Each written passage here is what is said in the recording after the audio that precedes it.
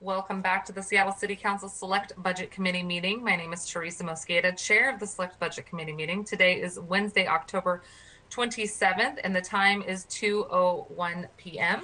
We are reconvening from our recess, which began at 1 p.m. Madam Clerk, will you please call the roll on the reconvened session here today?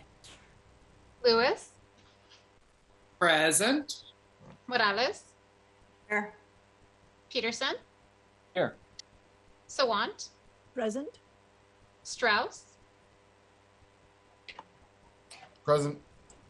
Gonzalez, Here. Herbold,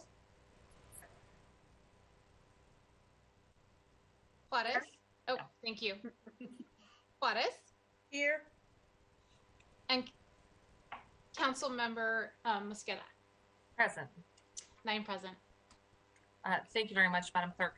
Colleagues, thanks for the conversation this morning. We are at item number 3 on our agenda. As a reminder, for our agenda today, we have 11 topics to get through.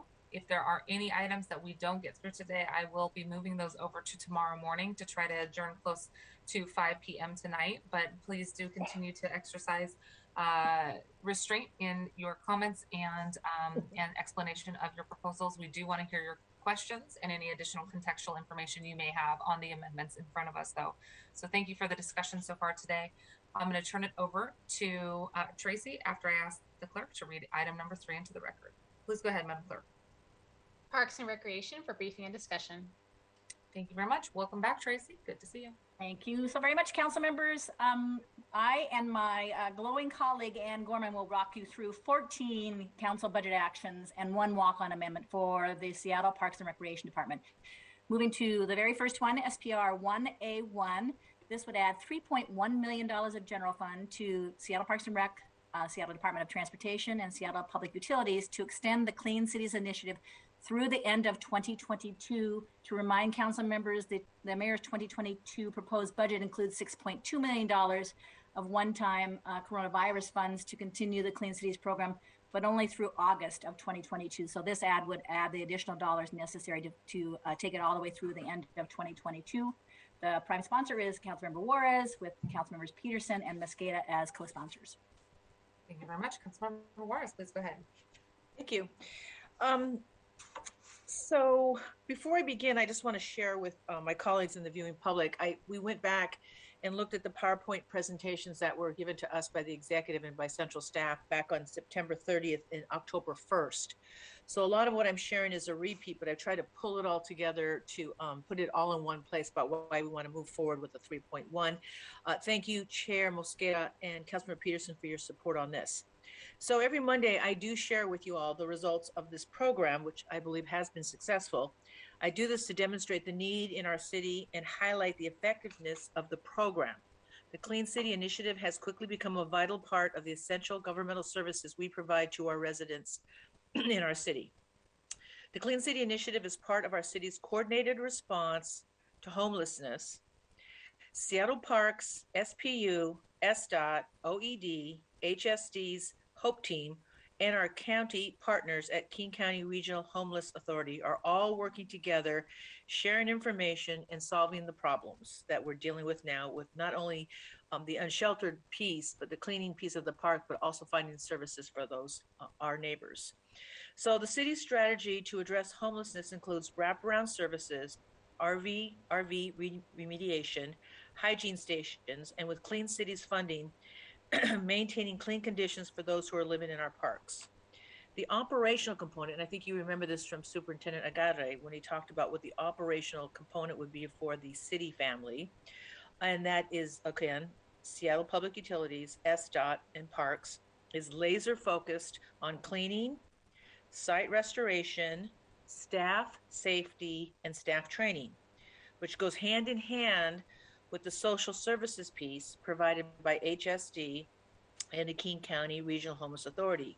So as you all know, these last couple of years in particular, we are in a new era with parks where we are working with a half a dozen city departments and with the county to clean, restore, and protect people and parks. And this is I have to hand it to Parks that they took a hit in the budget last year. It got replaced by the executive. We maintained it, and we've been able to. They've expanded their services far beyond just working at parks with the community centers.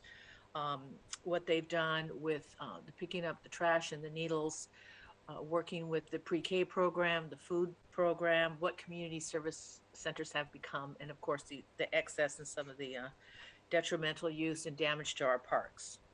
So basically, we believe that once folks have a safe and consistency clean living conditions and other basic needs met, that outreach workers can focus on the next steps, which means meaningful shelter and service connections.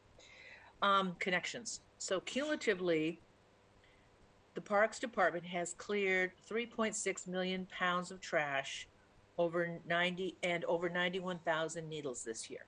And again, I share that. I was criticized for sharing that. And the reason why I want to share it is I want the taxpayers to know that the city of Seattle, Seattle City Council, we are working with our county and all of our city departments to do our best to clean up as much as we can. And we need the funding from now. We can't have the funding end in August 2022. I really think it needs to go to the end of the year. As you shared, as Tracy shared, the mayor's proposal only included funding until the end of August. And so I'm sponsoring this budget action to ensure funding for the program through the end of 2022. And I want to thank my colleagues on Seattle City Council for being so great about taking in this information, contacting our office, working with Parks, SPU, and SDOT. A special thanks to Councilmember Herbold. I know SPU is in your committee, and they've been great working with us, as well as SDOT with Councilmember Peterson and Councilmember Strauss. So thank you. Thank you, Councilmember Juarez. Are there any additional questions? Councilmember Herbold, please go ahead. Oh, Councilmember Herbold, I could read your lips, but you were on me. Sorry, I just want to add my name as a sponsor to this one. Thank you. Excellent. I did a good job of reading your lips. You will be added to Seattle Parks and Recreation Amendment 001. Councilmember Herbold, thank you very much. Any additional comments or questions? Yes, Council President Gonzalez, please go ahead. I'd also like to have my name added, please.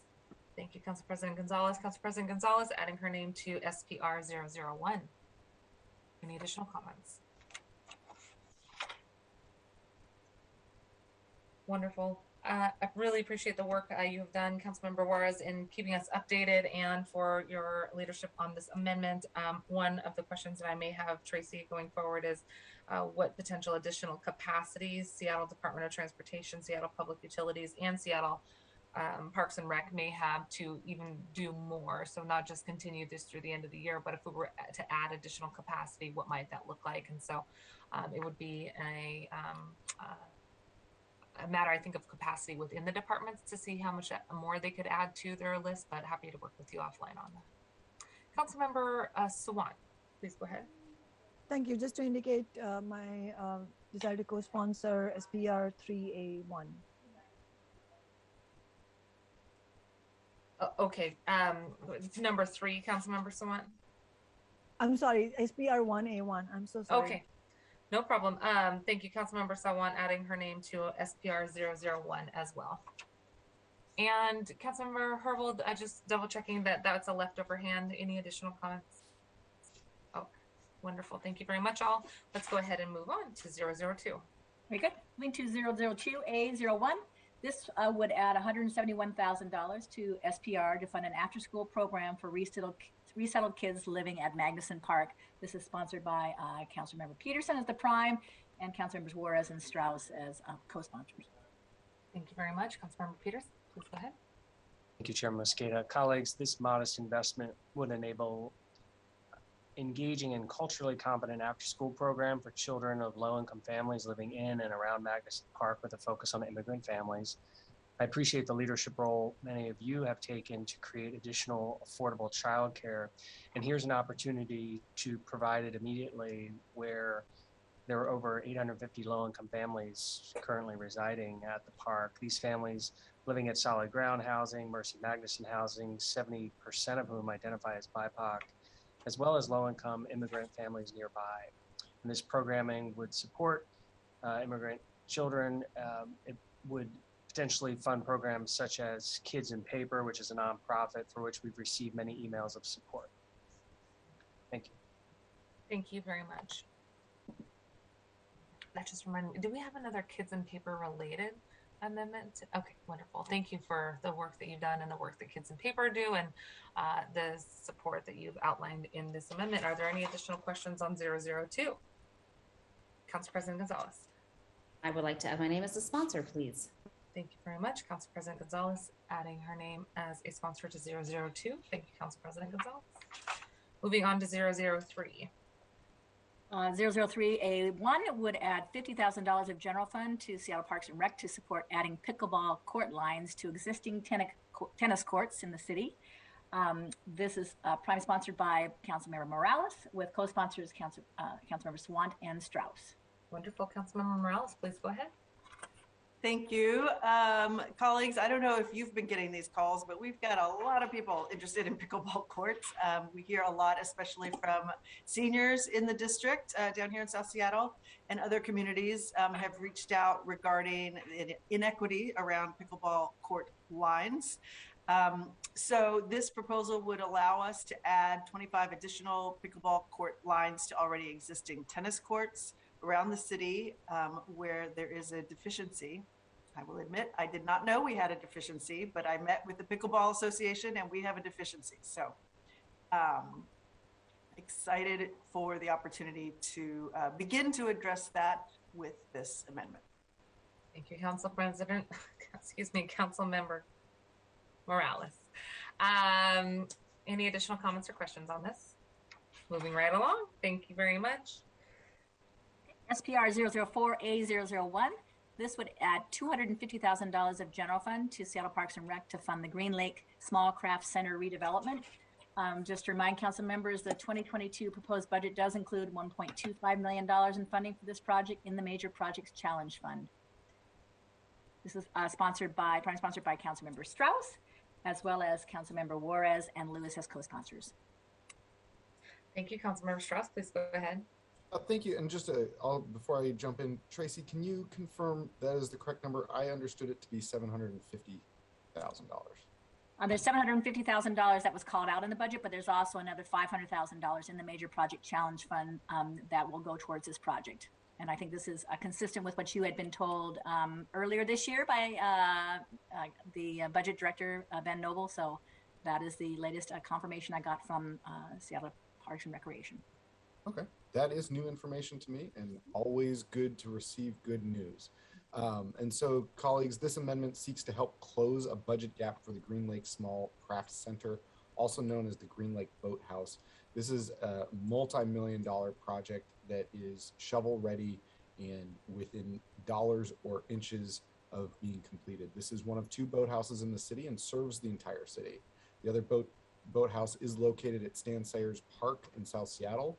Both boathouses needed replacement a decade ago, and the one at Stan Sayers was prioritized and renovated first.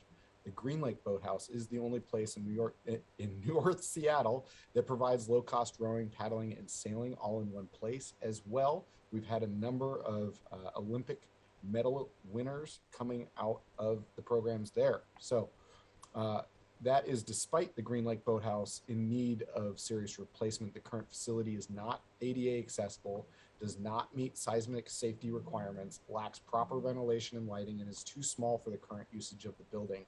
If anyone can picture the stadium seating that is at Green Lake, the workout facility is underneath the stairs, and so people are cramped underneath the stairs doing their workouts. For the past 8 years, community members have led the campaign to raise money for the new Green Lake Boathouse, and the project is now shovel ready, but pandemic-driven cost increases have created this new budget shortfall. The 2022 proposed budget, as I understood, includes an additional $750,000 of parks funding to support the project, the boathouse project. With Tracy's latest information, it sounds like there might be more money available. But even with this additional funding, this boathouse still faces a $700,000 shortfall. So my amendment does not close the shortfall completely.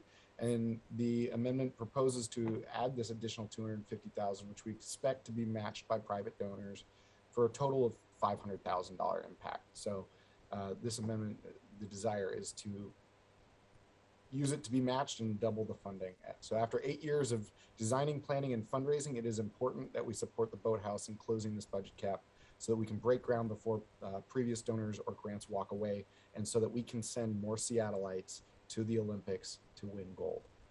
Thank you, Chair. No small ask there to win some more gold medals. Okay, excellent. Thank you, Councilmember Strauss. I did have a question just in terms of timing, perhaps for the prime sponsor or for Tracy. The line in the budget amendment that says Seattle Parks and Recs is planning to rebid this project after making revisions to the project in an effort to lower costs. When will we know what the new revisions look like to know whether or not this is helping to plug that hole or if they have sufficient funding? You are on mute, Tracy. Sorry. My understanding is that the bidding probably will happen after the budget, but there is funding. I should have mentioned this in the description. There is additional funding in the Major Projects Challenge Fund of about $1.5 million that could be tapped both for this project as well as the South Park Community Center.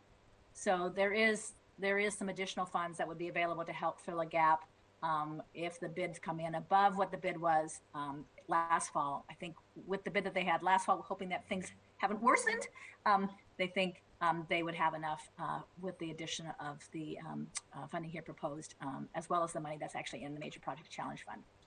Okay, great. Thank you, Councilmember Strauss. Let's go ahead and move to the next one. Okay, moving to SPR 005A01. This would add $1 million to Seattle Parks and Rec for a new playground at Ballard Commons Park. The prime sponsor is Councilmember Strauss, with Councilmembers Juarez and Lewis as co-sponsors. Thank you very much. Councilmember Strauss, please go ahead. Thank you, Chair. Thank you, Tracy. This is a budget request for Ballard Commons Park. And before we get in, I need to just be very clear and set the table that we need to use a just care model encampment removal at the park to ensure that everyone's needs are met and that we're able to move people inside and have the adequate and number of shelter beds with adequate shelter to get folks inside. Speaking directly to this amendment was originally brought forward in 2019, so before the pandemic, and to create a children's playground at the park. So this amendment seeks to create a more vibrant, unique, and inviting experience in the Ballard neighborhood by installing a playground at the park. The Ballard Alliance had previously received funding from the Office of Economic Development to complete the community engagement and design work on the playground in the park. So we've already done the first step in 2019. The public outreach and conceptual design stage work was completed in 2019, and this amendment seeks funding to construct the previously engaged upon and planned playground, which is estimated to cost $1 million. Ballard has grown dramatically over the last decade, welcoming thousands of new neighbors and families, with more to come as we prepare to welcome light rail in about a decade. And as more people call a denser Ballard home, providing adequate public parks and playgrounds will ensure that the neighborhood remains vibrant, welcoming, and a welcoming home for families and kiddos. Thank you, Chair. Thank you very much. Councilmember Strauss. Any additional comments or questions on this one? Thank you for reminding us how long this type of request has been out there as well prior to the pandemic. An increase in housing stability. I appreciate your comment as well about the need to make sure that there's a just care type model. I know that there's a lot of work that was done by LEAD and REACH folks in the neighborhood there, and obviously we need to continue to do more so that they have a place to refer folks to for those who need housing. So thank you. Okay, number 006A001 would add $414,000 of general fund to Seattle Parks and Rec for development and construction of a bike and pedestrian trail at Cheesty Green Space. This is prime sponsor is Councilmember Morales, with Councilmember Sawant and Strauss as co-sponsors. Wonderful. Thank you very much. Please go ahead, Councilmember Morales. Thank you, Madam Chair. Our office is looking to provide support for a community organization to develop trails at the Cheesty Green Space. Neighbors in the area have been working actually for several years on to clear space for mountain bike and for pedestrian trails there. There's 2 loops that are envisioned. One loop is completed, and they're requesting support from Parks to complete the second loop. It'll connect communities and add additional space for folks to recreate. The project is a collaboration with Parks and with Green Seattle Partnership. They're also working with mountain bike. I'm going to forget the name of the association, but they're working to make sure that, you know, the slope and grade and how to lay the trail so that, especially in our rainy winters, it is done well. And they've also been maintaining existing trails and planting hundreds of trees and plants there every year. So the work continues, and they are looking for support to complete this project in what is a very diverse neighborhood. And really, this would be the only mountain bike trail in the South End. So we're excited to get this project completed. Thank you very much, Councilmember Morales. Any additional comments or questions? Tracy, I might ask if you are going through amendments and there are items that are on, for example, the Parks Levy list or a implementation plan for, Move Seattle Levy or something like that. If there's any way to flag items that are on those other lists simultaneous, that'd be great just to know how they might correspond with it. Existing list for project completion at some point in the future too. Thank you. Okay, yep. Moving on to SPR 007A001, this would add $188,000 to Seattle Parks and Rec for community capacity building for the Garfield Superblock project. This funding would be used to hire or maintain part-time staff at a community organization that supports this project, to pay artist stipends, and to support community events. This is sponsored by Councilmember Sawant with co-sponsors Councilmember Strauss and Mosqueda. Thank you very much. Councilmember Sawant, please go ahead. Thank you, and thank you to co-sponsors Chair Mosqueda and Councilmember Strauss. In the summer of 2021 supplemental budget, the council allocated $500,000 to support the pre-development costs of the Garfield Superblock. With those funds, the design and engineering for this important park project is now fully funded. The lead landscape architect has been contracted to complete construction documents, permitting, and bidding for the project. The mayor's proposed budget also allocates $1 million in parks funding for capital improvements to the Garfield playfield. This budget amendment would allow the Garfield Superblock to hire or maintain the following part-time staff to maintain their momentum: a part-time project coordinator, a part-time arts team project manager, a part-time fundraising consultant, a part-time youth coordinator, and a part-time bookkeeper. The budget amendment also includes funding to allow the Superblock to make available artist stipends and fund community outreach events in 2022. And I also thank Council President Gonzalez, who asked to co-sponsor this amendment after we had sent in 3 co-sponsors. Thank you. Thank you very much. Council Member Juarez, please go ahead. Madam Chair, will you please add my name as co-sponsor to Councilmember Sawant's request to Parks, which I would be supporting. Thank you. Excellent. Thank you very much. Councilmember Juarez asking to be listed as a co-sponsor to SPR 007. Thank you, Councilmember Juarez. And I just want to double check, Council President Gonzalez, sounds like you have already communicated you'd like to be added as a co-sponsor as well. Council President Gonzalez, we will go ahead and add your name, and if there's any clarification needed, we can always follow up on that. But thank you very much, Councilmember Sawant, for noting that, and we'll add Council President Gonzalez to this and confirm as well. Councilmember, just one question for you. Hello, Council President. Did you want to add anything else? Yeah, I wanted to make sure that I got added on to, hold on just a minute here, 006 and 007, please. Okay, wonderful. Council President Gonzalez adding her name to SPR 007 related to Garfield Superblock, and 006 related to the Cheesty Green Space. Am I saying that right? Okay, thank you. Council Member Sawant, on the Garfield Superblock, again, thank you for your work on this. Happy to be a co-sponsor with you. Just wanted to get a chance to get any additional information you might have about the positions. $188,000 is clearly not a lot of money, and there's 5 positions located there. Do you have any additional information about how those positions maybe will be supported with additional funding and the way to make those sustainable wages? Absolutely agree with your concern, Council Chair Mosqueda. I share those concerns, and I've had those concerns, and we've been discussing with the community members who are advocating for this. I mean, as of now, these positions are part-time, but yeah, I think it would make sense to look into it a little bit and see if there can be less than what we have. I mean, more than what we have right now, which I think even with part-time positions is bare bones funding. Okay, thanks. We'll look forward to following up with you with more details. Councilmember Peterson, please go ahead. Thank you. I'd like to add my name as a co-sponsor.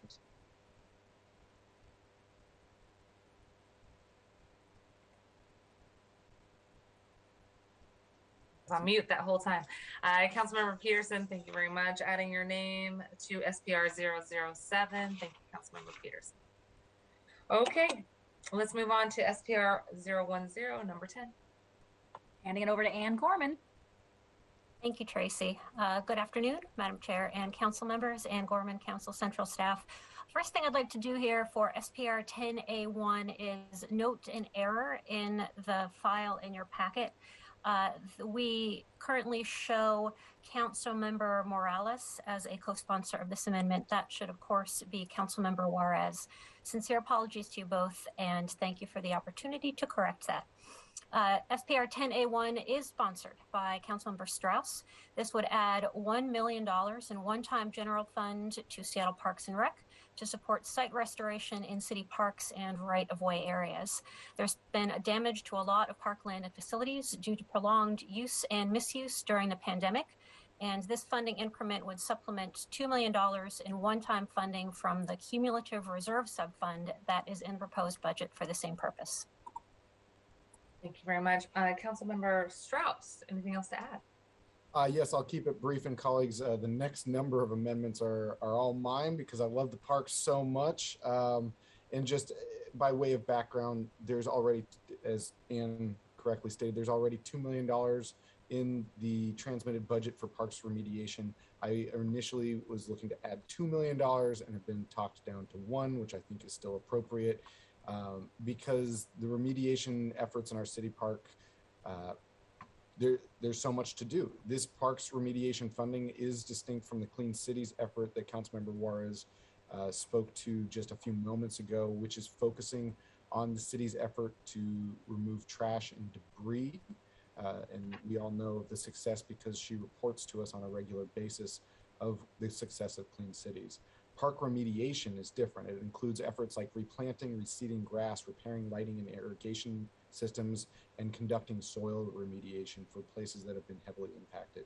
These additional resources are desperately needed to restore the park spaces that we all love. In my district, there are many parks in need of serious remediation, including Ballard Commons Park that was just discussed, Green Lake Park, and Woodland Park. And I know that if that's the case in my district, it's going to be the case across the city, and that's why I brought this amendment forward. Thank you, Chair. Thank you very much, Councilmember Strauss. Councilmember Peterson, did you have a leftover hand there?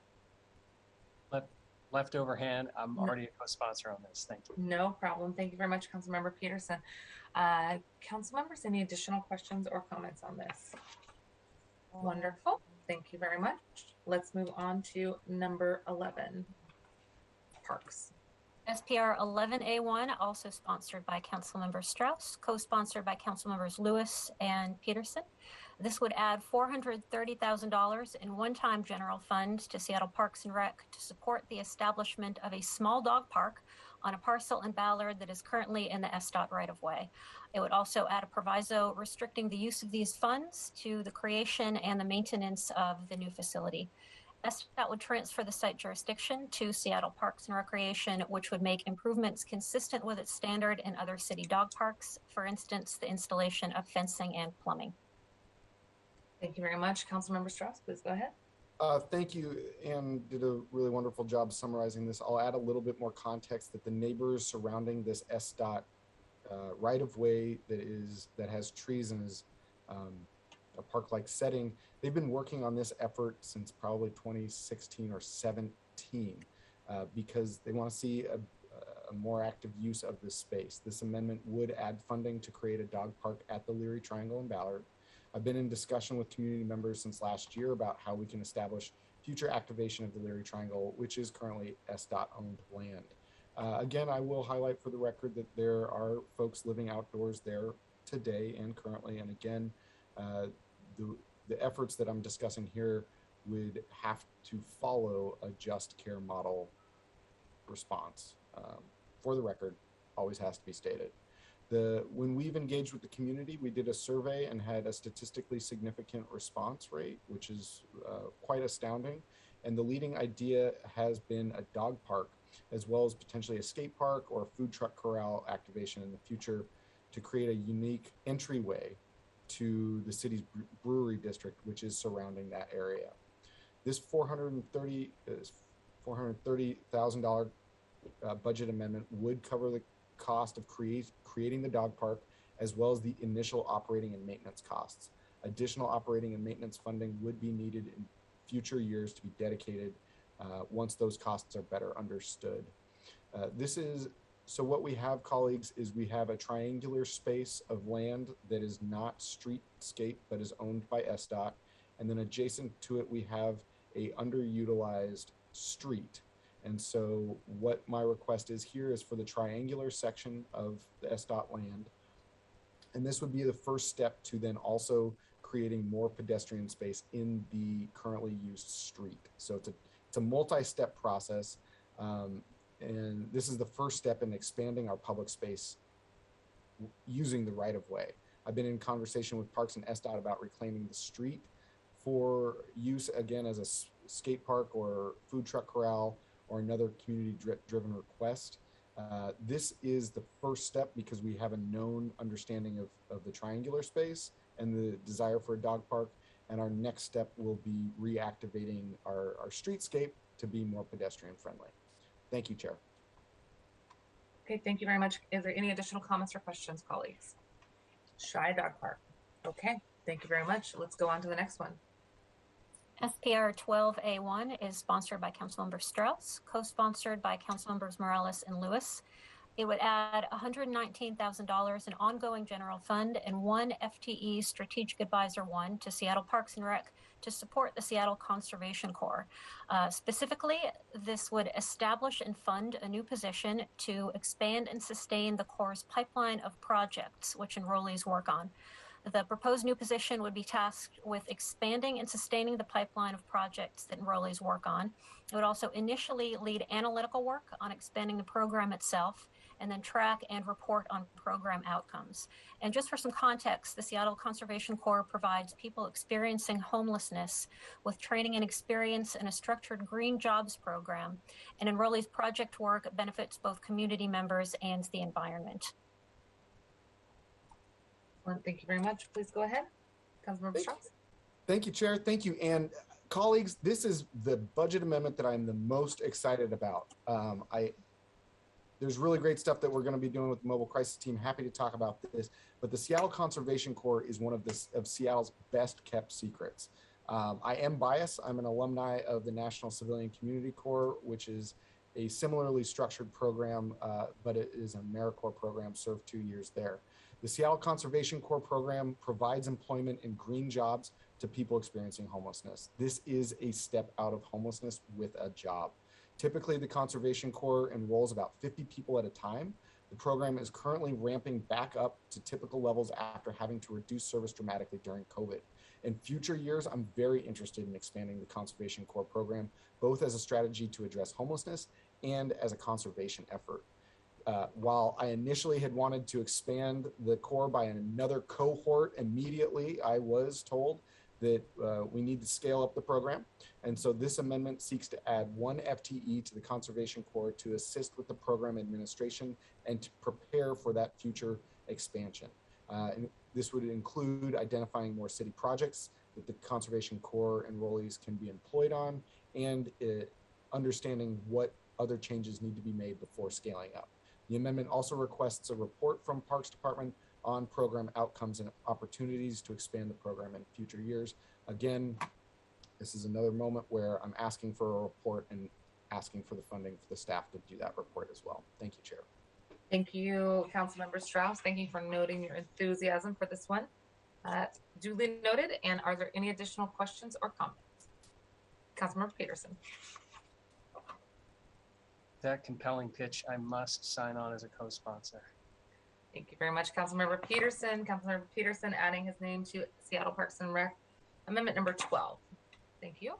Let's move on to number 13. SPR 13A1, sponsored by Councilmember Strauss and co-sponsored by Councilmembers Morales and Lewis. This council budget amendment would add $361,000 in ongoing general fund and 1 FTE lifeguard to Seattle Parks and Rec to enhance water safety in and around city beaches and waterfront parks. In addition to the full-time year-round lifeguard, the proposed funding would also support 14 seasonal full-time lifeguards. These lifeguards would work on boats in order to provide water safety education, as well as any needed first aid or rescue services to people who are swimming or participating in on-water activities. Thank you very much. Please go ahead, Councilmember Strauss. Thank you, Chair. As Ann well noted, this amendment adds $361,000 to fund 15 lifeguard positions, 14 temporary and 1 permanent, to provide on-water safety around the city, beaches and shoreline parks by working from boats. 2 things that I discussed yesterday is, 1, we need to have a nationally certified third party provide us recommendations and report on what level of service we need on our waterways in Seattle. And this is one of those programs that I believe will fit nicely into that report. Secondly, I discussed yesterday the recreational use of our waterways has dramatically increased in recent years, to a point where we need more people on boats. Putting lifeguards on the water will ensure that there are more eyes on the water and provide more ability to respond to boaters in distress rather than only swimmers near beaches. I think that there's an important component here with there's many people are excited in using paddle boards. Many people are excited in using kayaks. A lot of people are renting them for one or short time use. And for folks that are not experienced on the waterways, they can become a very deadly place. I need to be very transparent with everyone on this call. We do not have the boats identified to get these lifeguards on the water. And I'm working, Councilmember Juarez sent me a note this morning, and I'm working with her to ensure that we have a good pathway forward with this. We do know that the city currently owns 55 boats. And if this program is not ready for the expansion of the temporary employees, it will be important to study and develop a plan forward for this program to be successful. And again, as we discussed yesterday regarding the farmers market slide and my last amendment, it's important that if we are requesting reports of this level of significance, we also have an FTE associated with that. So again, I'll continue working with Councilmember Juarez and others to identify the best pathway forward, because this is an incredibly important direction to row to reduce preventable drownings. Thank you, Chair. Excellent. Thank you very much. Additional comments or questions? Councilmember Peterson, I believe your hand is a carryover from the previous, and I want to thank you very much. Thank you, Councilmember Strauss, for noting your coordination and connection with the Parks Chair there. Part of my question was, how was this going to be directly related to that statement of legislative intent that you have also identified? And so, am I understanding you correct that you are interested in teeing up the availability for these FTEs? You also recognize that that may be influenced by this statement of legislative intent and the analysis that you're completing. That's correct, Chair.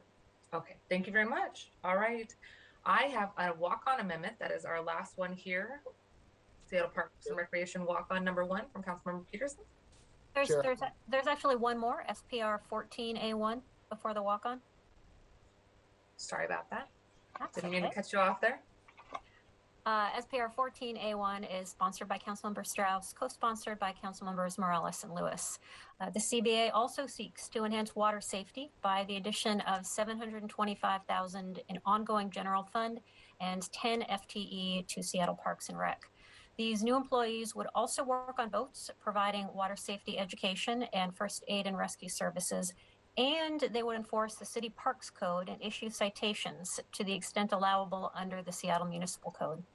The appropriate job classification for this body of work has not been determined, so this council budget amendment includes placeholder funding at the park ranger level. Seattle Parks and Rec would work with the Seattle Department of Human Resources and the Law Department to further scope the personnel-related aspects of this new program. Apologies for that. Councilmember Strauss, please go ahead. No worries. Thank you, Chair.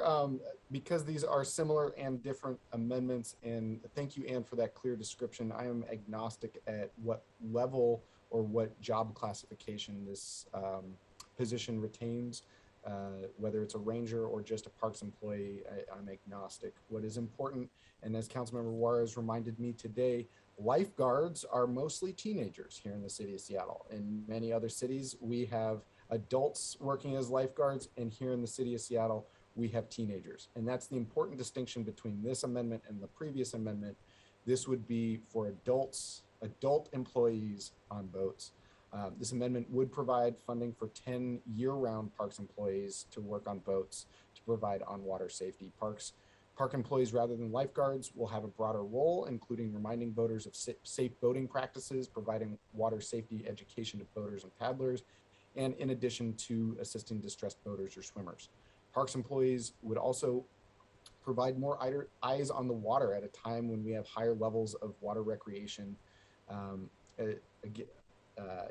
then this is also has the issue of, like the last amendment, this amendment has the issue of identifying boats for use. I'll continue working with Councilmember Juarez to fine tune this proposal. And just as colleagues, this is the third part of a three-part strategy that I'm bringing forward in this budget cycle.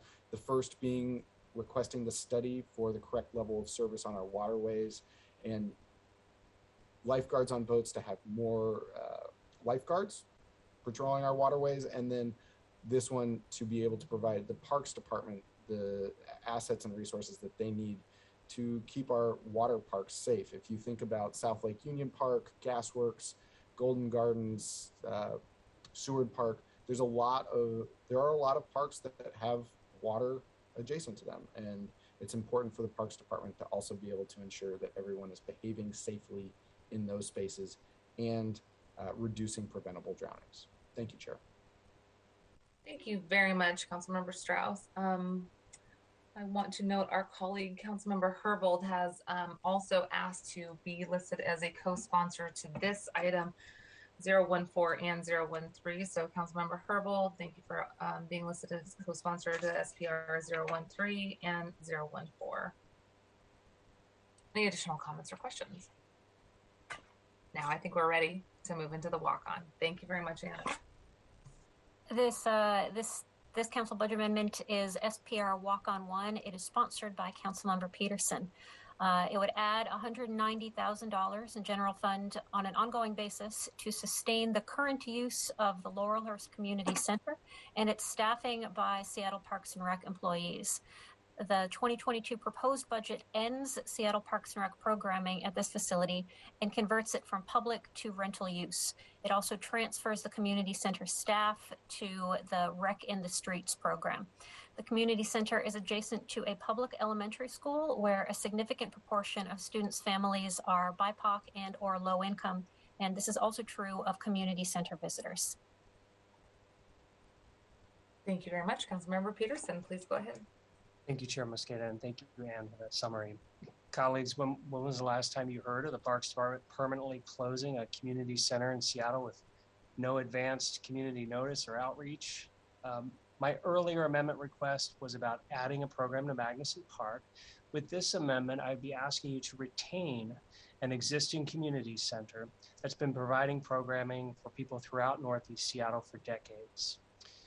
Recognizing that our city can sometimes be painfully slow on process, it was actually a surprise to me and to the community that the Parks Department and Budget Office decided to suddenly cut this $190,000 out of the total annual Parks Department budget of over $283 million, simply to close this one center. This closure would unfortunately happen at the same time the Parks Department has kept another community center in Northeast Seattle closed for a long delayed rehab. In other words, now both community centers would be closed at the same time. I'm sure you've seen the dozens of emails coming in from community members who are upset with the Dirk administration's proposal to suddenly close this public building to the public.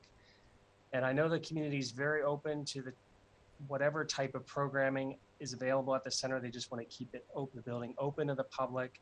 Closing the center will guarantee there's no programming for anybody at this location.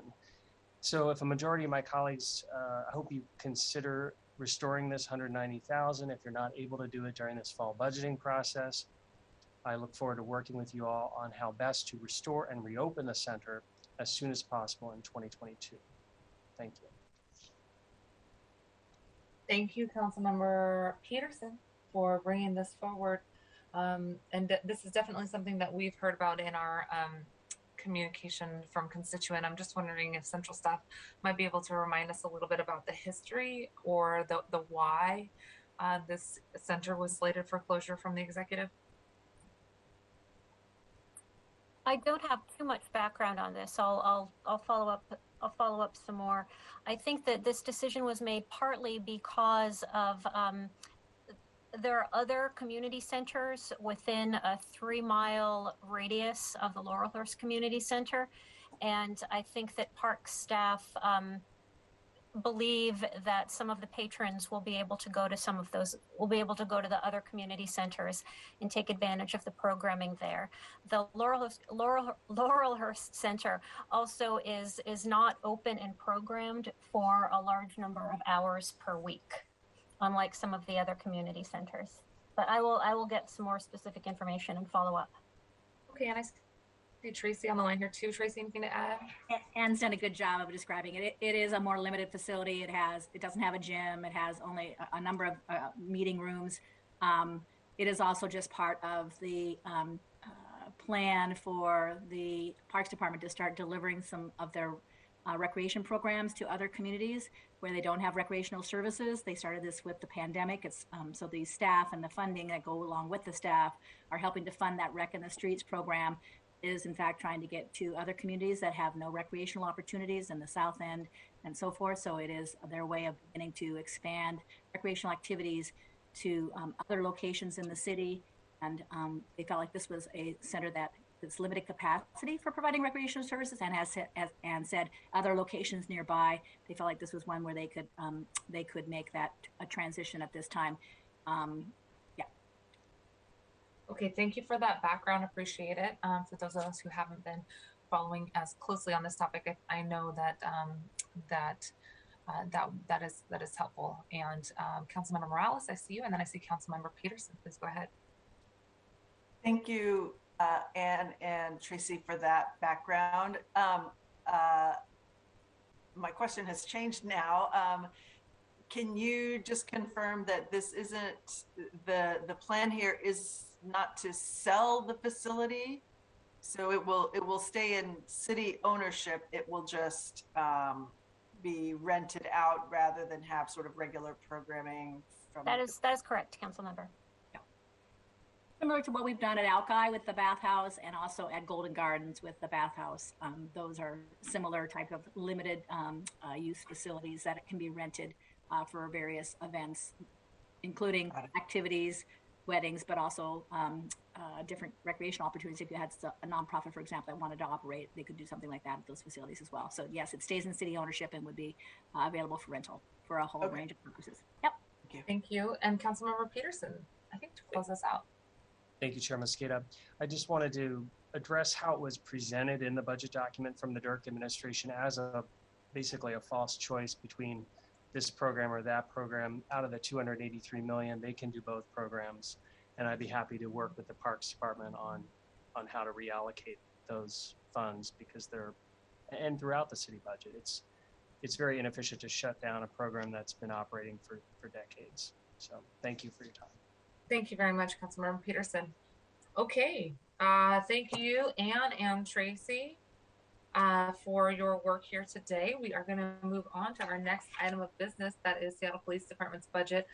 Agenda item number 4, Madam Clerk, could you please read item 4 into the record? Agenda item 4, Seattle Police Department for briefing and discussion. Thank you very much, and welcome, Greg. I appreciate you being here with us. I want to just make sure that as we get into the amendments here in front of us, I know that Councilmember Herbold was having some connectivity issues, and I wanted to make sure that she is able to join us if there's not any technology concerns. Want to make sure if she's in the lobby, that we're grabbing her and getting her into the meeting as well. Wonderful. I saw her pop in. Okay, Councilmember Herbold, we didn't want to start this section without you because you are up first. With that, Greg, thank you for calling me in. Appreciate it. No problem. Wonderful, Greg. So we are on SPD 001. Let's start and welcome. Thanks for joining us, Greg. Thank you, Madam Chair. Good afternoon, Madam Chair and members of the committee. Greg Dawes, Council Central Staff. Here to go over with you 7 council budget actions for SPD, and then there are going to be 2 walk-ons at the end of this.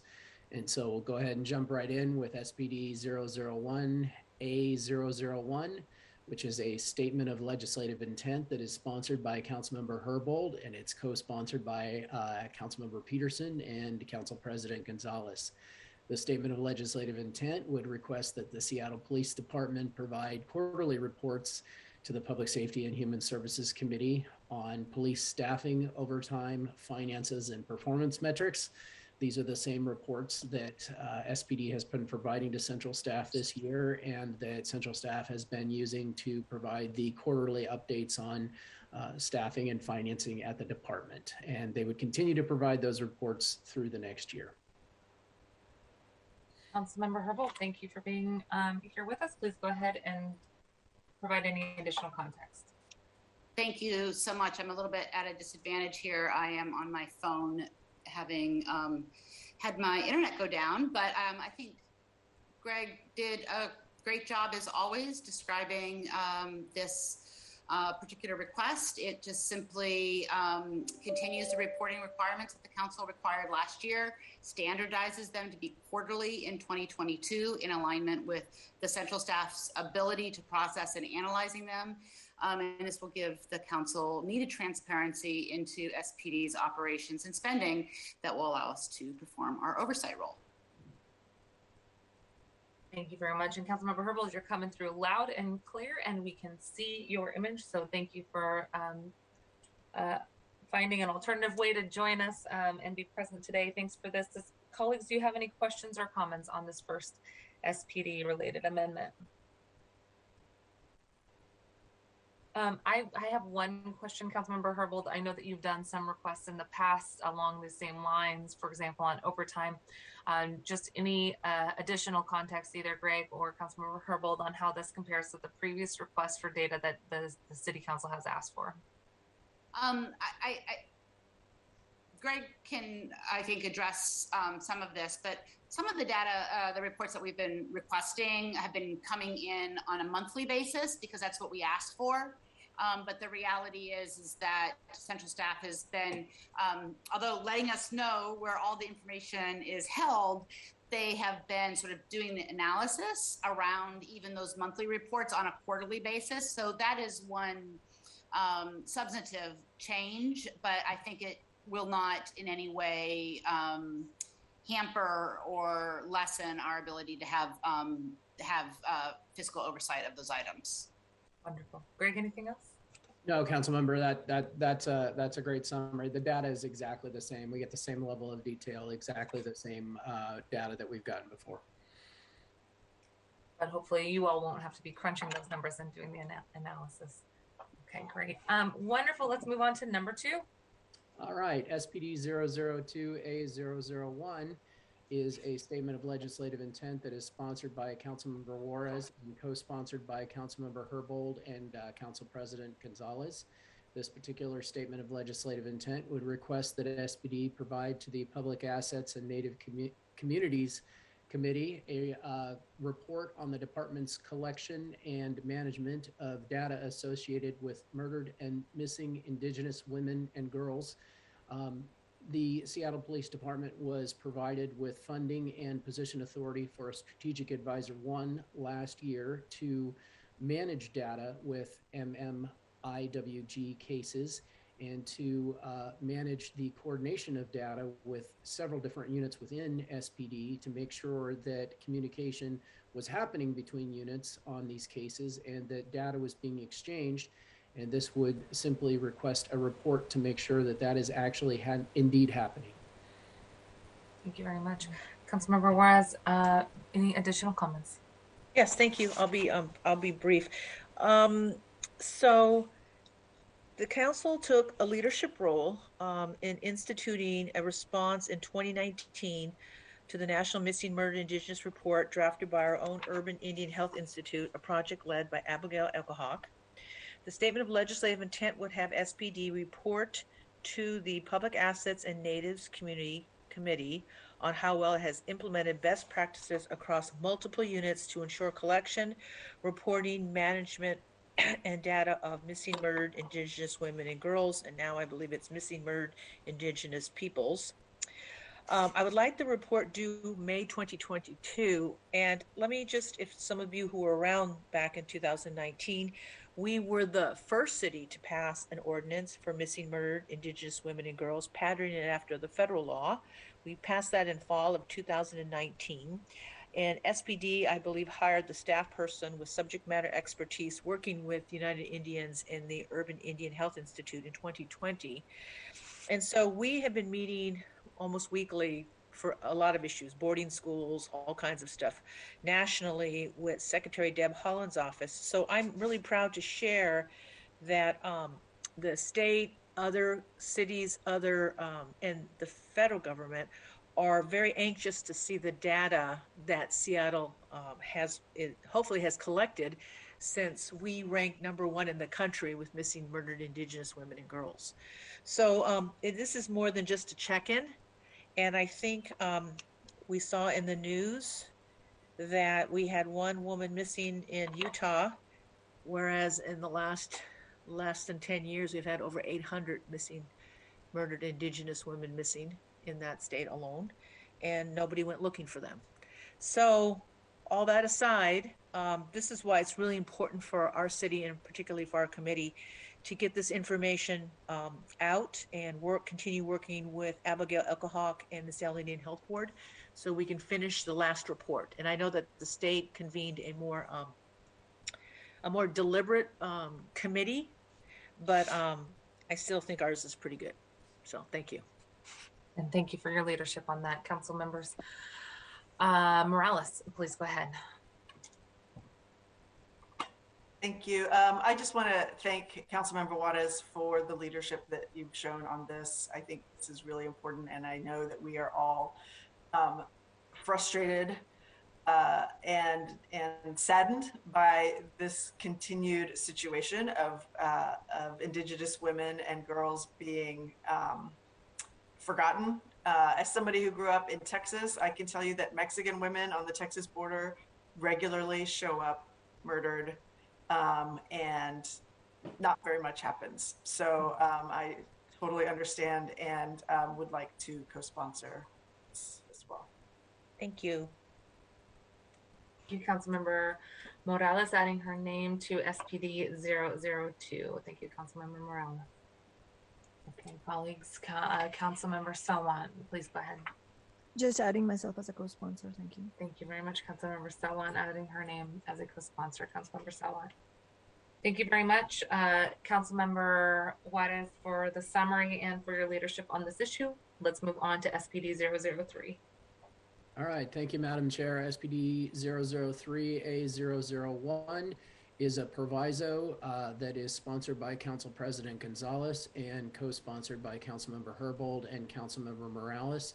This is a proviso on $5 million of salary savings in the Seattle Police Department. It is the exact same proviso as one that was in place until very recently in 2021.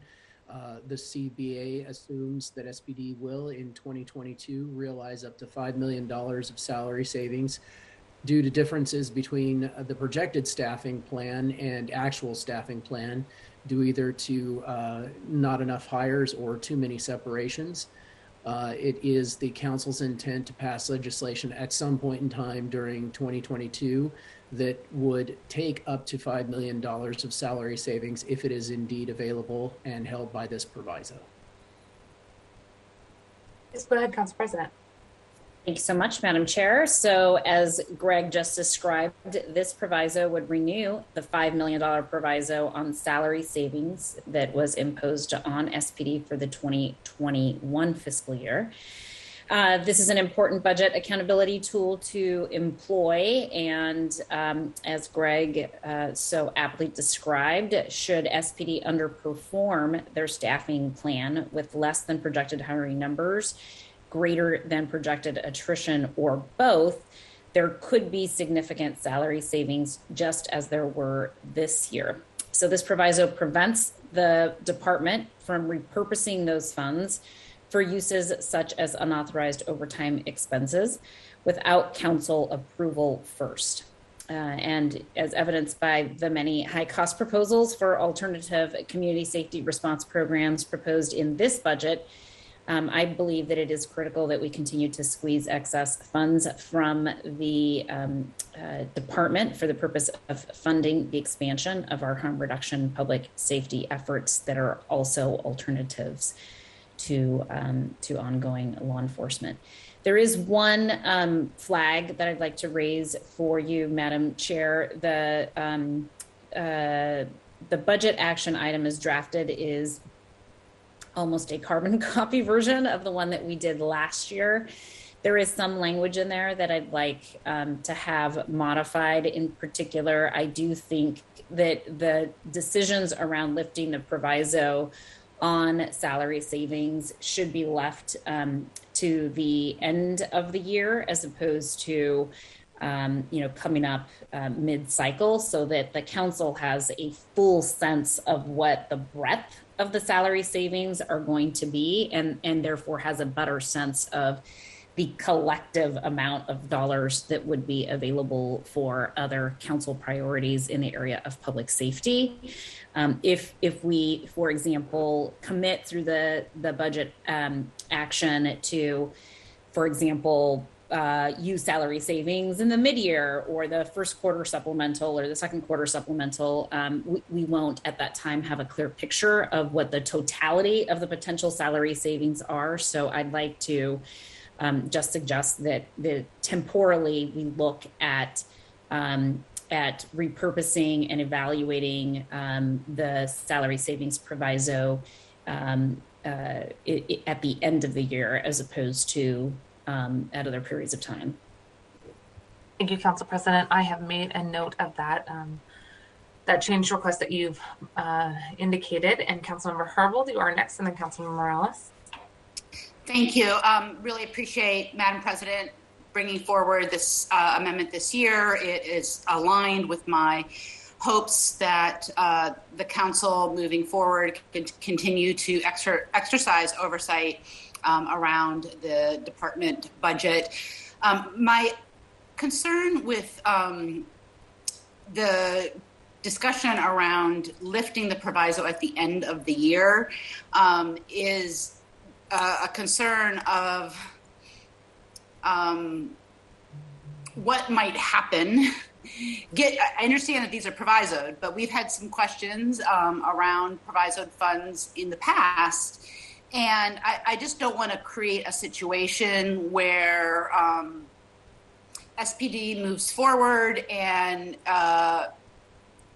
begins to encumber funds and then asks us for permission after the fact. And I think, the timing around lifting the proviso this year, I think in some ways helped, but yet, as we know, we did not even capture all of the unspent salary savings for 2021. But we did have the opportunity to redirect some salary savings as well as funds from the 2021 $5 million proviso towards the council's priorities, some of them priorities for SPD, some of them priorities external to SPD. And we did not, I shouldn't say we didn't run into a situation. I think we minimized the harm done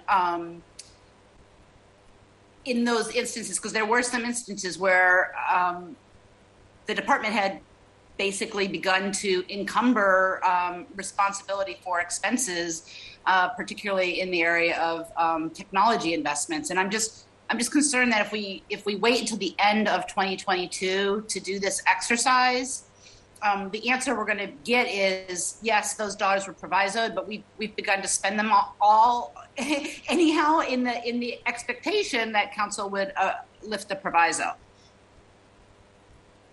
Thanks. I had a similar question, and I believe that is a question for Greg on central staff. It's more along the lines of how do we make sure that the department actually adheres to the proviso? I think that's been an ongoing issue, whether or not the proviso is lifted at certain points in the year. I think is a good flag that you've raised, Councilmember Herbold. Thank you for the concerns around that. I also just had the general question of how do we ensure that they stay within the proviso and the dollar amounts that we are allocating to the department overall. Well, thank you, Madam Chair. So with regard to what Councilmember Herbold was saying, the executive branch can make commitments on its appropriation authority at any time within the funds that are not provisoed. So as long as the department believes that it can, at the end of the year, lapse $5 million, then it can make commitments up to the authority level that it wants, knowing that it can lapse $5 million at the end of the year and fulfill the intent of the proviso. I believe that that was the thinking of the department this year when it started making commitments towards the technology towards the technology commitments, that it was going to have $5 million of savings, and that it would be able ultimately to lapse that amount of money anyway. And in that sense, they are being held accountable because they are spending within their authority, but they are still saving the $5 million that council would want to have lapse or take back at the end of the year. Okay, thanks. Any additional comments or questions on that line of questioning? Council President, please go ahead. Yeah, I appreciate Greg saying what he just said, because I agree with the pickle as described by Councilmember Herbold. And I just, because this is a department that is funded by the general fund, for the most part. I mean, there are some grants that they receive that they can only use for grant specific purposes. I just, I don't know if we can achieve the sort of,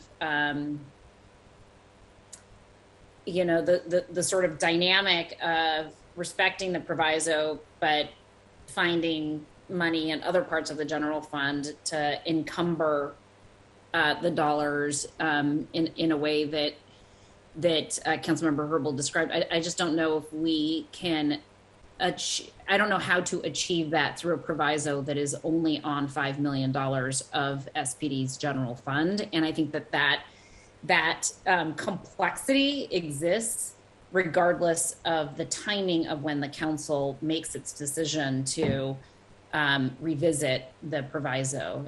But I certainly understand the argument that is being made by Councilmember Herbold.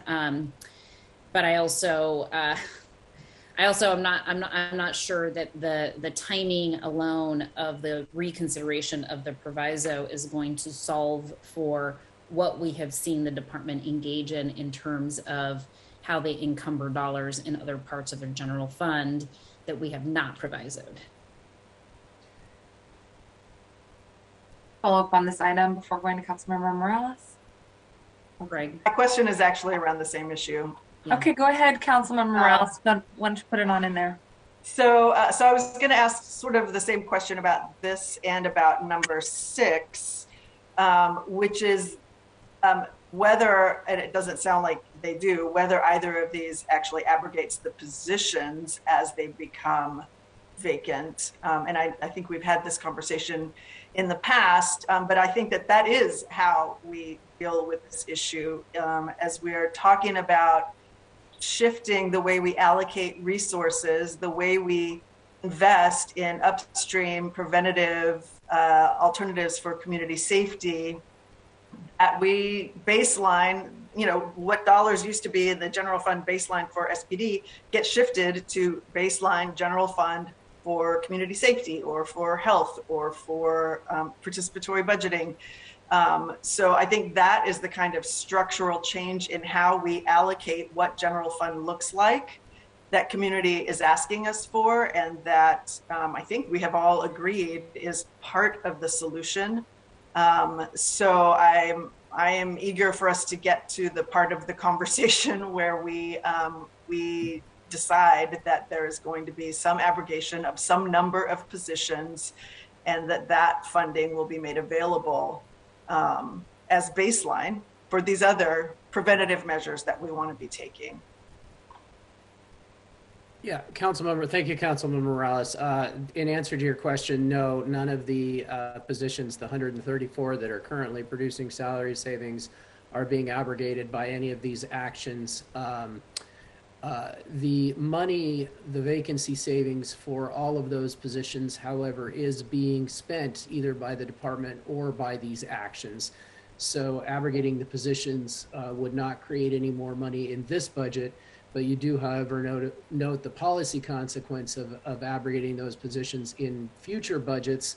The executive would not fund positions that aren't there, and so there wouldn't be salary savings in the SPD budget for them to repurpose for other things.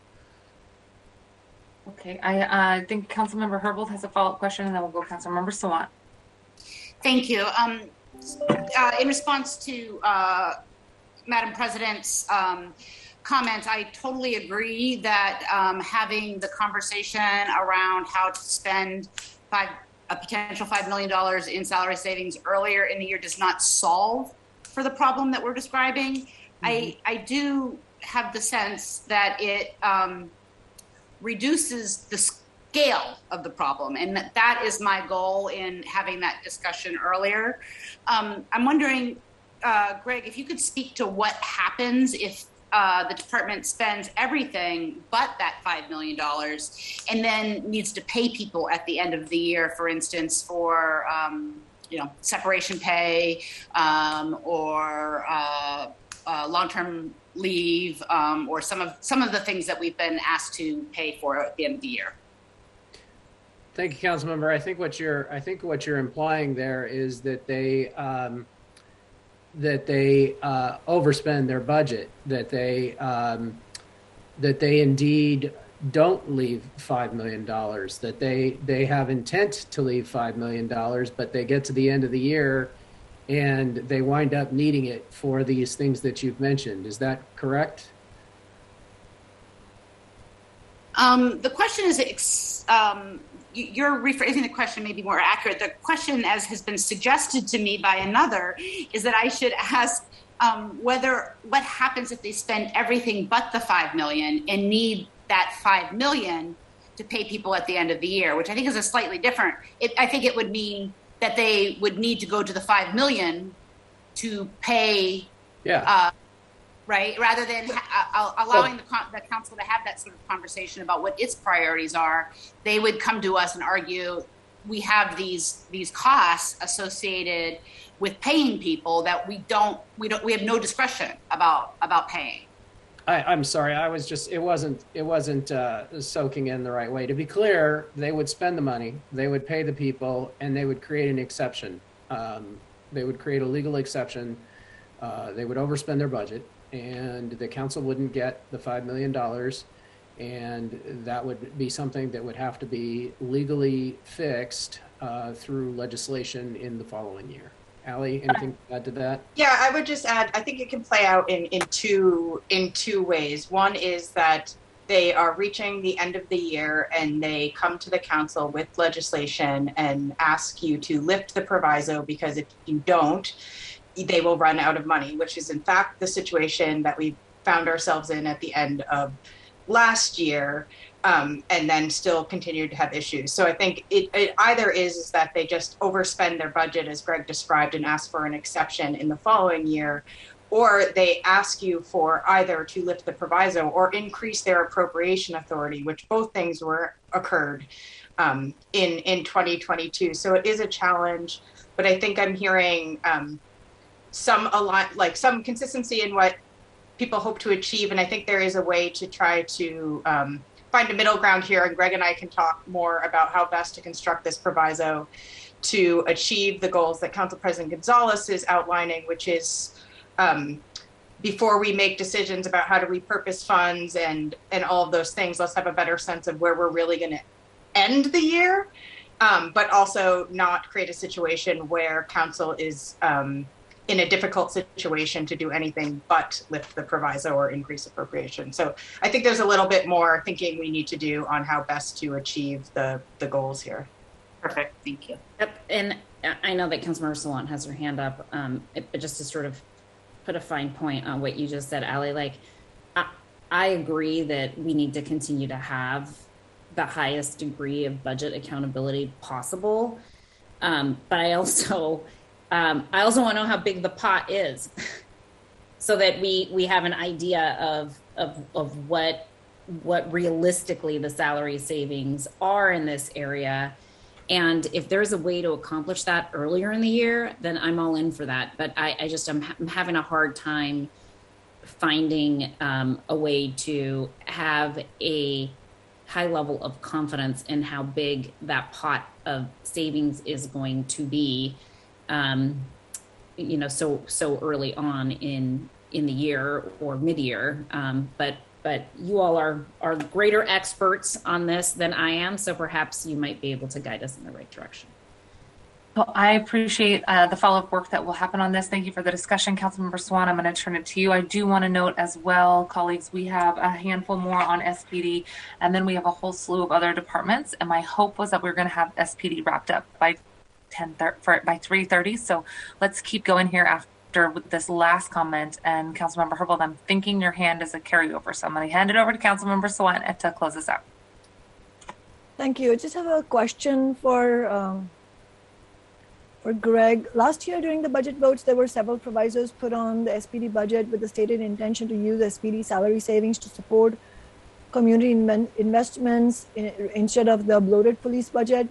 And those provisos were presented to the community, to the Black Lives Matter movement as support for community events, and those were important. But my understanding is those provisos were lifted in the supplemental budget by the council majority, and the SPD cuts at that time were less than the $5.4 million and the council had promised to cut to make up for the $5.4 million the police went over budget in 2020. So the question is this meant to do the same as what those provisos were meant to do last year, or is there something more substantive beyond that in this case? And I would also add that council members have been asking what happens if the police overspend their budget again. And my opinion is, of course, the only answer is that they will continue to do that, continue to overspend as long as the council keeps giving them the money that they overspend. So I think that it also, begs that question of what the council should be doing in terms of addressing the overspend that happens year after year. So I think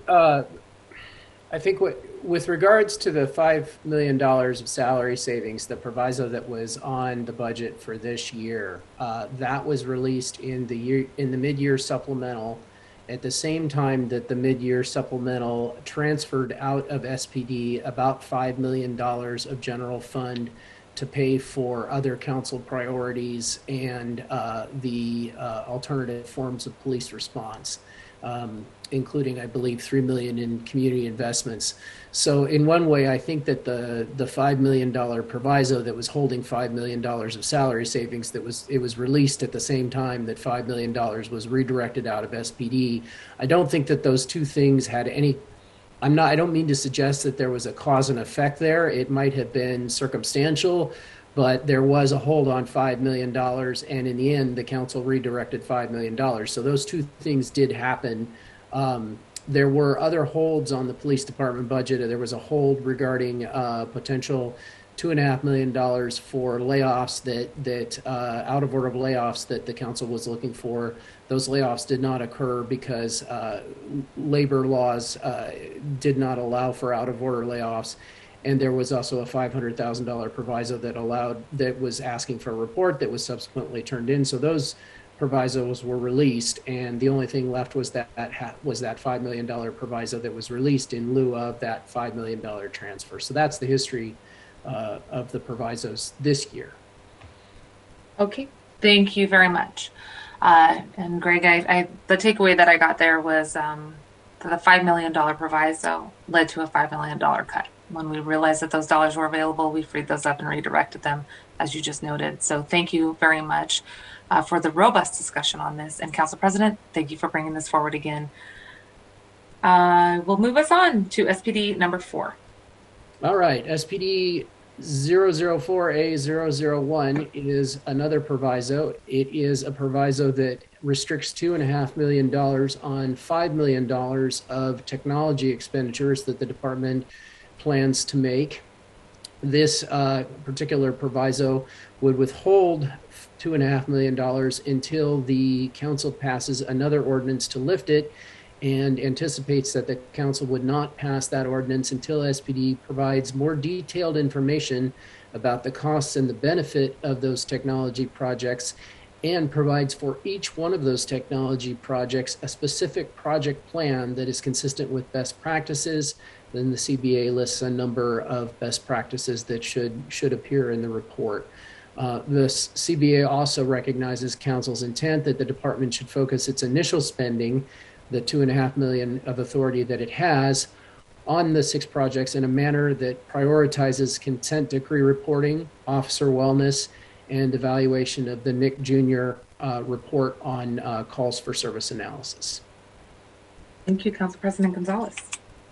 Well, I think Greg said it all. I just sort of wanted to remind folks that we had a discussion about these various technology needs at the October 5th issue identification presentation related to the Seattle Police Department. And there were a lot more questions than there were answers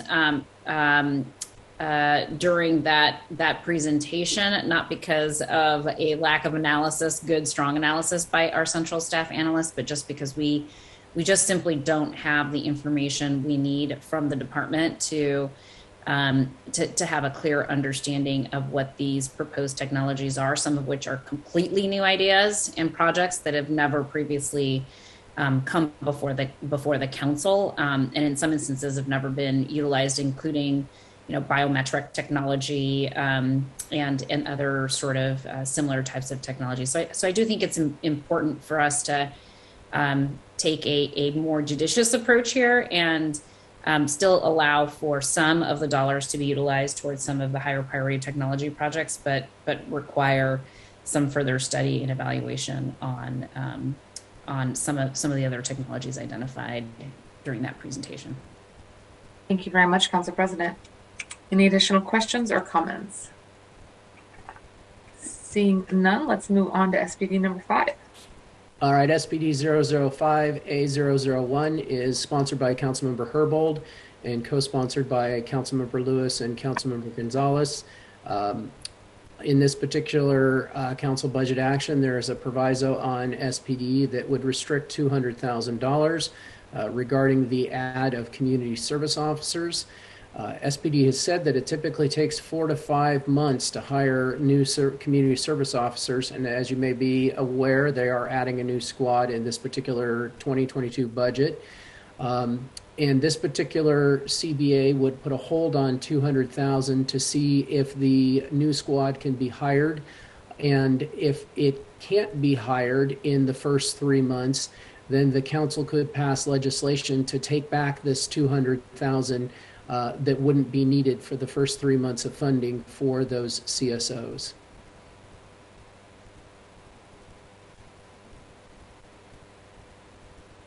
Thank you very much. Could not find my mute button. Councilmember Herbold, please go ahead. Thank you so much. I had originally proposed this as a cut, as we often do when the proposed budget assumes a full year's funding for new hires, given the fact that most new hires in a new budget year take a few months to bring on board.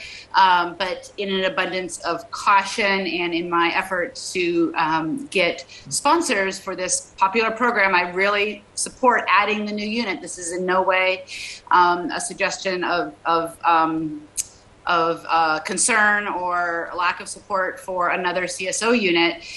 It's really just, my original proposal was really just in recognition that we often, when the mayor's proposed budget comes to council, make that sort of adjustment in order to find salary savings. But again, because of my desire and need to get sponsors for this item, I did structure it as a proviso instead of a $200,000 cut. Thanks. Thank you, Council Member. Are there any additional questions on 005? Okay, let's move on to 006. All right, thank you. SPD 006A001 is a council budget action sponsored by Councilmember Herbold, and it's co-sponsored by Councilmember Mosqueda and Council President Gonzalez. This is an omnibus council budget action. It consists of a number of parts, and I will go over each part individually. And if need be, I can pull the CBA up on the screen and slow down and go over each part with more care, but we'll take a shot at it. So it starts out by cutting $4.53 million from the SPD budget and imposes a proviso. The first part of that cut is a salary savings cut. If you'll remember from my issue paper presentation, there is approximately $19 million of salary savings in SPD this year due to officer separations. And SPD has proposed to spend, as part of its 2022 budget, $17.9 million of that salary savings. And so that leaves about $1.1 million of salary savings that is unprogrammed in the budget. And as the first part of this cut, there is a cut of $850,000, a piece of that $1.1 million that would be cut. And then the rest of that $1.1 million, which is $250,000, would be left in the department for the department to be able to spend on its relational policing program. And then the rest of it would be kind of freed up for council priorities. So that's the very first part of the cut. The second part of the cut is a cut of overtime savings, and that cut is $3.2 million.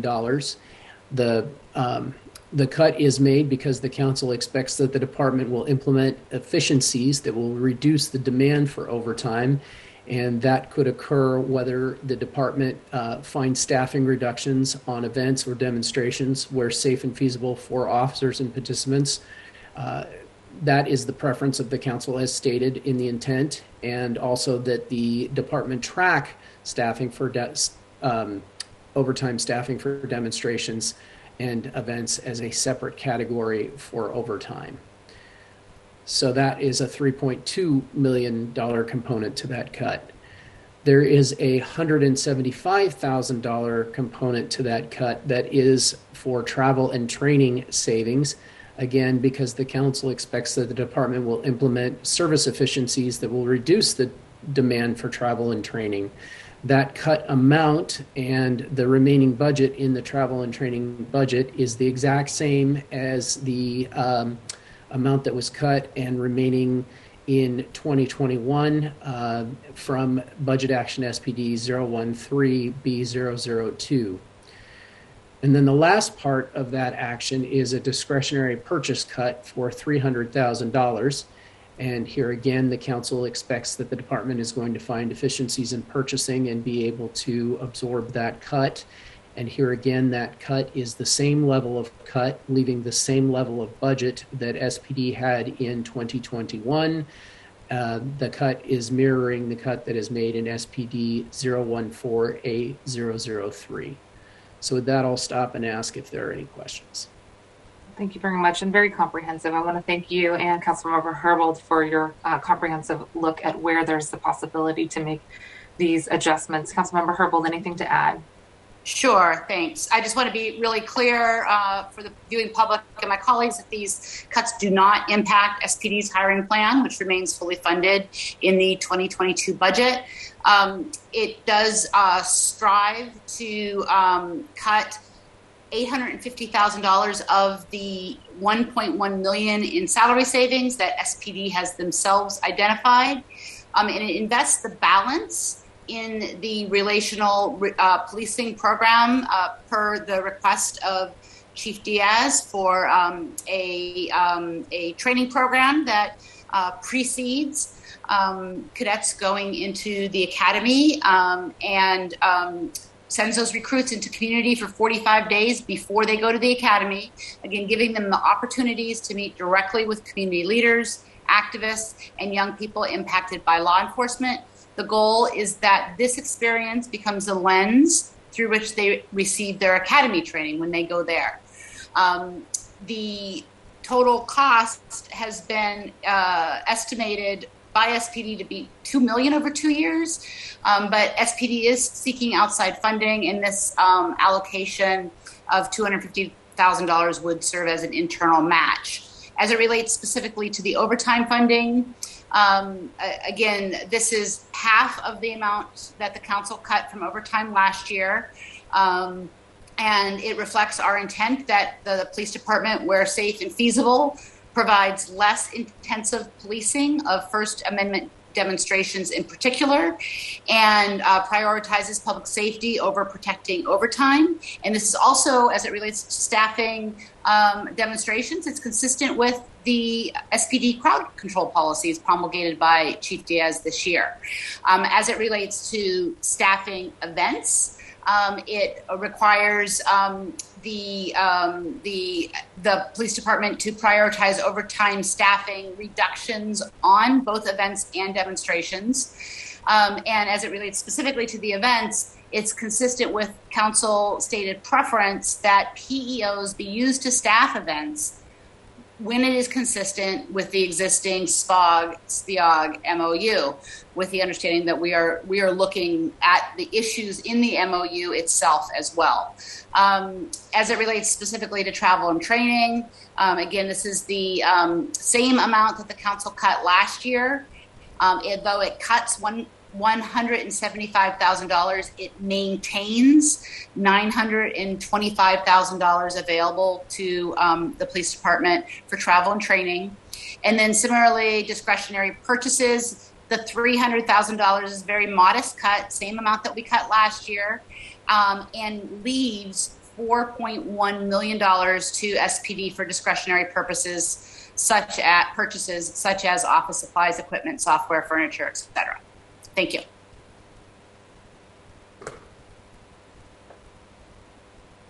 Again, thank you very much, Councilmember Herbold, for bringing this forward and the work that you and Central staff have done to analyze these options. Councilmember Sawant, please go ahead. Just wanted to add myself as a co-sponsor to this amendment. Councilmember Sawant adding her name to SPD 006. Thank you, Councilmember. Any additional comments or questions? All right, let's go ahead and move on to number 7.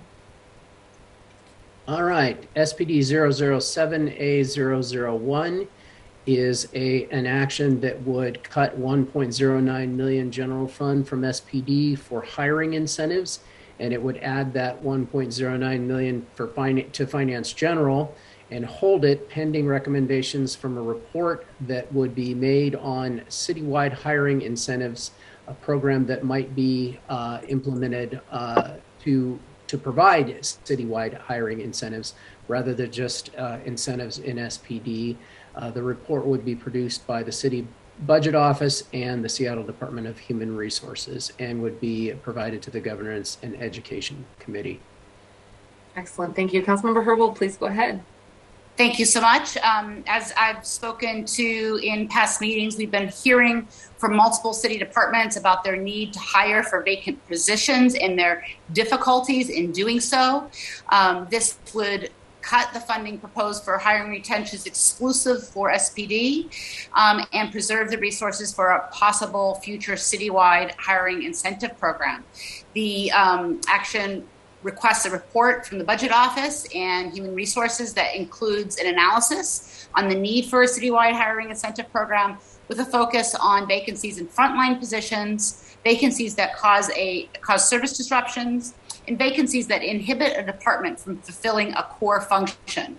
The report would include recommendations on strategies to address these hiring difficulties and a race and social justice analysis on those recommendations. To add, I think taking a look at this citywide is necessary, not just because we know that people are leaving their jobs, all different types of jobs, whether or not they're public sector jobs or private sector jobs, and that there are vacancies across different employment sectors. And we've known that for a while. I think the loss of some city employees as a result of the vaccine mandate also illuminates the need to potentially work harder to fill those additional vacancies that have been created associated with the city employee vaccine mandate. We talk a lot about the vacancies in the police department and the vacancies in the fire department. Recently learned, and I think we heard a speaker this morning speak to the fact that there are a lot of vacancies at 911. At this particular moment in time, I believe the vacancy rate is 40% of their funded positions. But then there are also vacancy rates in departments that are out there to ensure that people who rely on city-funded services get those services. And so that can include grant monitors in our Human Services Department and folks whose jobs, and as we've seen this year, right, we've all been frustrated when we haven't seen the dollars that we're allocating getting out the door quickly enough. Some of that has to do with department vacancies. There are people that need to do the functions that make it possible to get our dollars out the door into the hands of people who need those funds for housing, food, and other services. Thank you, Councilmember Herbold. Councilmember Morales, then Councilmember Peterson. Thank you. I do first just want to say thank you to Greg, who has always been so patient in answering all of these questions for us, sometimes answering the same question over and over again. So thank you. It sounds like you're getting sick, so I hope you get a chance to rest this weekend. Madam Chair, I just wanted to sign on as a co-sponsor for this, please. Thank you. Thank you, Councilmember Morales. Councilmember Morales adding her name to SPD 007. Councilmember Peterson. Thank you, Chair Mosqueda. I support keeping the hiring incentives for SPD and also looking at how to fill vacancies throughout all the city departments. So that we're functioning at the sufficient staffing levels throughout all departments. I'm not understanding why we would have to, if we know there's a need in one department, why we have to cut there. Why not just add to the exploration of how to hire more folks in the city family and staff up. So I would not be supporting this. Thank you. Thank you, Councilmember Peterson. Councilmember Lewis, then Councilmember Sawant. Councilmember Lewis. Thank you so much, Madam Chair. I appreciate us taking this new approach because I think we need to remember that we're actually looking at, to a certain extent, creating permanent something that was sort of a pilot in a sense when we created the first police incentive hiring program to see if we could increase the police recruitment rate by offering a one-time signing bonus. That was a temporary program, and we know that because there is accompanying legislation to this proposal to come back and have the legislation to authorize this incentive program. I think actually, given our current posture in the pandemic, where we have seen that the pandemic has had a big impact across a number of city departments, obviously, and rightly so, the Seattle Police Department gets a lot of attention for the issues in being able to hire and retain. But a lot of our city departments have been experiencing those same pressures. As Councilmember Herbold mentioned, we did hear this morning from someone from the 911 call center, which I know has had very big morale issues throughout the pandemic, given how hard that job is, given the staffing crunches that they're experiencing. We know that the fire department has actually been slowed down a little bit in standing up the new Health One vehicles because the latter companies have to come first in terms of staffing, and that means getting more fire recruits in the door. The pandemic has been really hard on all of our first responders, and that is leading to an across-the-board challenge to maintain adequate staffing in all of our first response capabilities, including the police.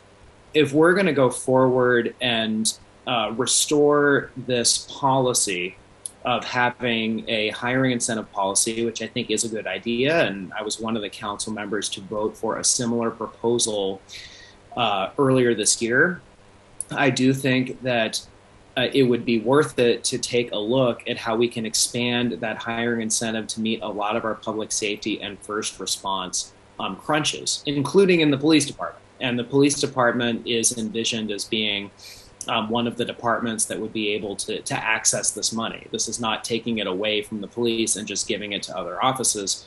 This is looking at a way that we can have a broader incentive policy that is broadly going to bulk up and build up our first response capability as a city at a time when it's desperately needed. So, I appreciate, as another consideration that there were 4 council members to vote for the hiring incentives earlier this year when Councilmember Peterson brought a proposal. Councilmember Herbold was not one of the 4 at that time, but promised at the time to innovate and bring forward a proposal that she would support, and I appreciate Councilmember Herbold doing so and coming forward with a way to get to 5 votes on a proposal to have a hiring incentive system that centers our entire first response system here. So I am happy to sign on to this and support this, and look forward to having a policy that really reinvigorates our first response staffing here at the city.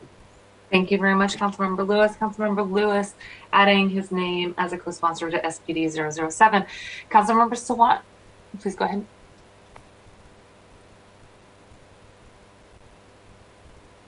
Thank you. I just I had a few points to make about this amendment. I'm not sure about co-sponsoring because I don't want to give hiring incentives to police also, but I just wanted to say a few things that are relevant just for the record. It is really shocking that the mayor has proposed over $1 million for hiring bonuses for the police. First, let's be clear about the double standard we're talking about. Social workers who support helping people turn their lives around get paid less than half of what Seattle police officers are paid. And the mayor claims that she cannot set up more homeless shelters because the agencies cannot get enough staffing. Well, the reason you cannot get enough staffing is because these jobs are unsustainable, and the turnover rate is just stunning in social work, precisely because we need jobs that are funded through wages and benefits that allow people to sustain themselves and their families. So the question is, where are the hiring bonuses and retention funds for social workers? It's not a surprise also that there is low morale among police officers. Over the last year, we saw the igniting of the nation's largest street protest movement following the murder of George Floyd at the hands of the police. And then we saw the police departments in various cities, including Seattle, tear gassing our communities, macing children in the face, running over protesters' heads with bicycles. And all that is in addition to the normal violence that is faced at the hands of the police by communities of the working class, communities of color, especially disproportionately, and generally use of a status quo, a normal status quo of repressive policing. Of course, there is low morale among police officers when ordinary people are completely outraged by the role that the police play, and that's of course come much more to the fore because of the Black Lives Matter movement from last year. So the solution, if the police officers want to find a solution, is not to pretend that that outrage doesn't exist. The solution for us is to hold the police departments accountable. And I think in that context, it is extremely important for us to note that an elected oversight, independently elected oversight board that will have full powers over the police is extremely important. And we should also keep in mind more immediately that the police are currently negotiating their contract that we have, the background of this contract is the 2018 police contract vote by the city council, where I was the only council member to vote no on a contract that walked back the meager steps towards police accountability, and in the face of an entire community pleading with the council to not approve that contract. So when we talk about accountability, we need to wait for contract negotiations, but the mayor proposes to give the police hiring bonuses before a contract is agreed. No doubt she will turn around and say, well, too bad, we tried very hard, but they would not agree to accountability measures. So in reality, unless elected officials really push back against this, elected officials are also complicit in police contracts that prohibit accountability or an obstacle to accountability, and proposing hiring bonuses by the mayor is really an example. I proposed a similar budget amendment, which appears as a walk-on amendment because it did not have the requisite 3 co-sponsors. And I'm speaking to this issue now. I do not think I'll need to speak to it again. Okay, that's what I was going to ask you. At the end of this section of the agenda. Okay, thank you for taking that up. We do have 2 additional walk-on amendments that are specific to retention incentives. So thank you, Councilmember Sawant. Your comments also pertain to walk-on number 2, I understand from your last comment there. Okay, any additional comments here on 007 SPD? Hearing none, let's move on to the walk-on amendment. Greg? All right, thank you, Madam Chair. SPD Walk-On 1 is brought to you by Councilmember Peterson. It adds $2.14 million general fund to SPD for a one-time retention incentive program in the form of frontline worker acknowledgement or hazard pay.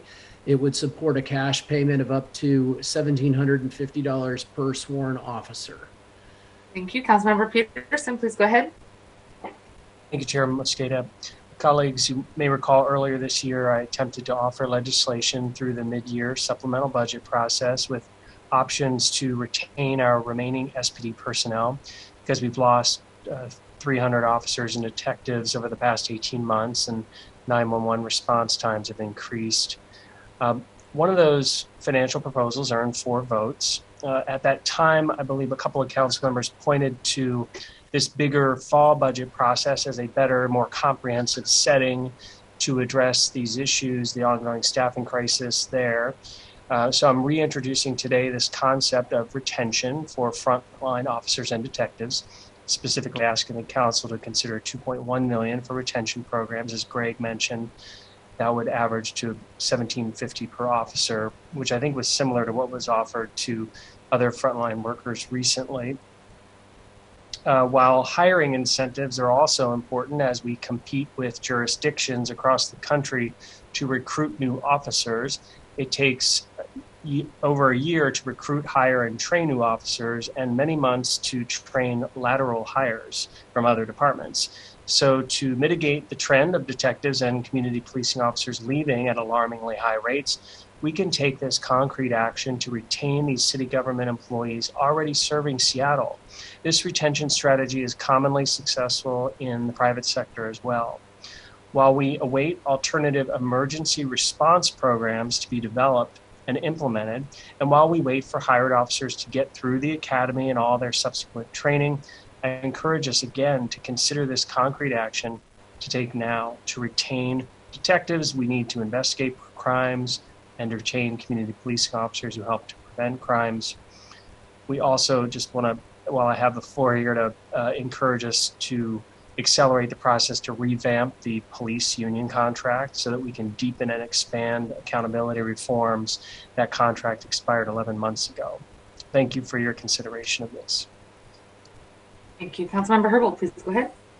Thank you. Councilmember Peterson is correct that I was a person who had said that I was willing to entertain appreciation pay and thought maybe the budget might be a better time to raise that issue. But that was because I was hoping that we would hear from more within the context of our conversations at LRPC about the SPOG's position on appreciation pay.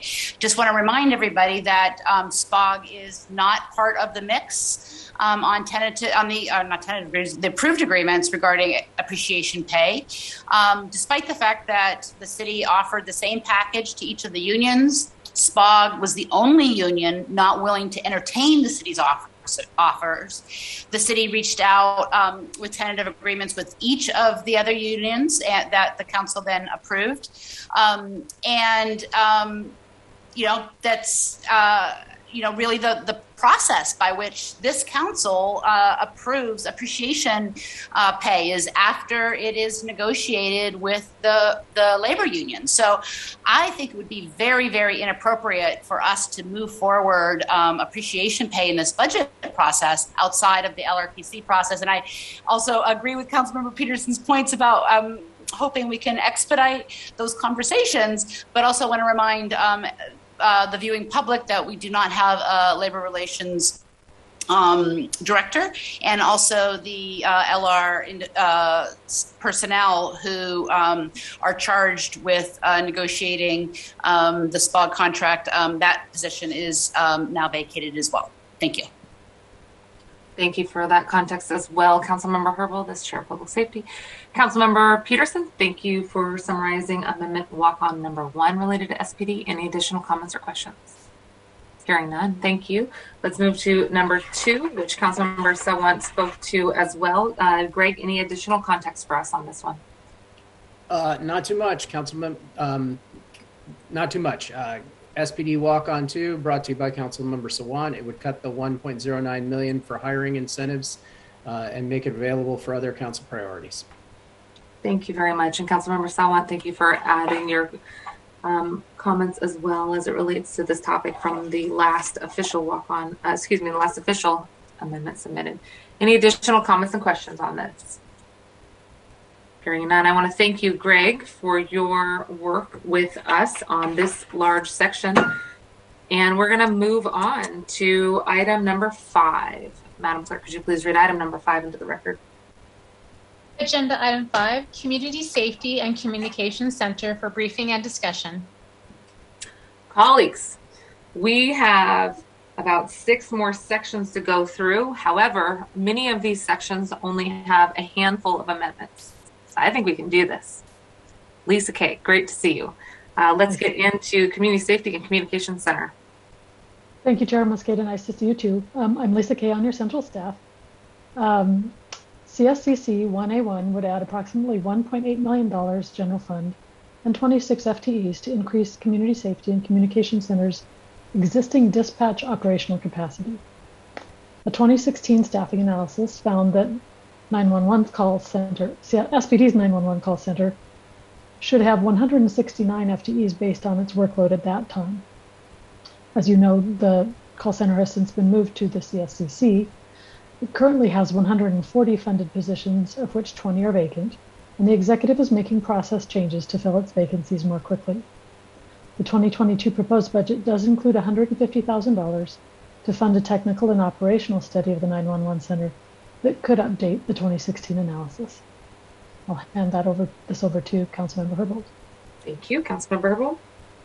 Thank you so much. As mentioned before and heard in public comment, the 911 call center is facing challenges due to staffing shortages in line with other first responders. The high vacancy rate has led to a significant amount of mandatory overtime hours, which are not always filled, as well as the additional use of sick time.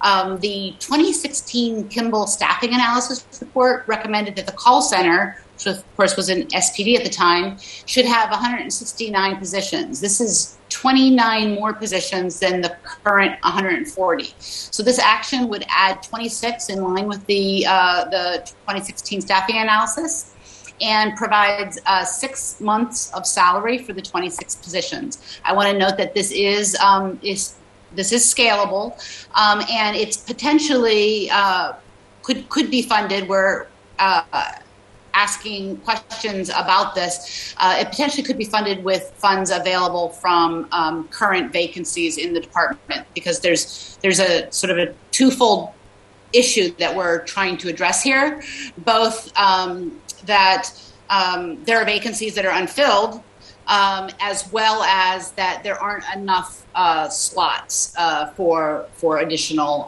positions. So just want to note that according to the CSCC regional facilities, with the exception of the Fire Alarm Center, are running vacancy rates of about 15 to 30%. And what is, I think, I understand, is a 40% vacancy at CSC makes our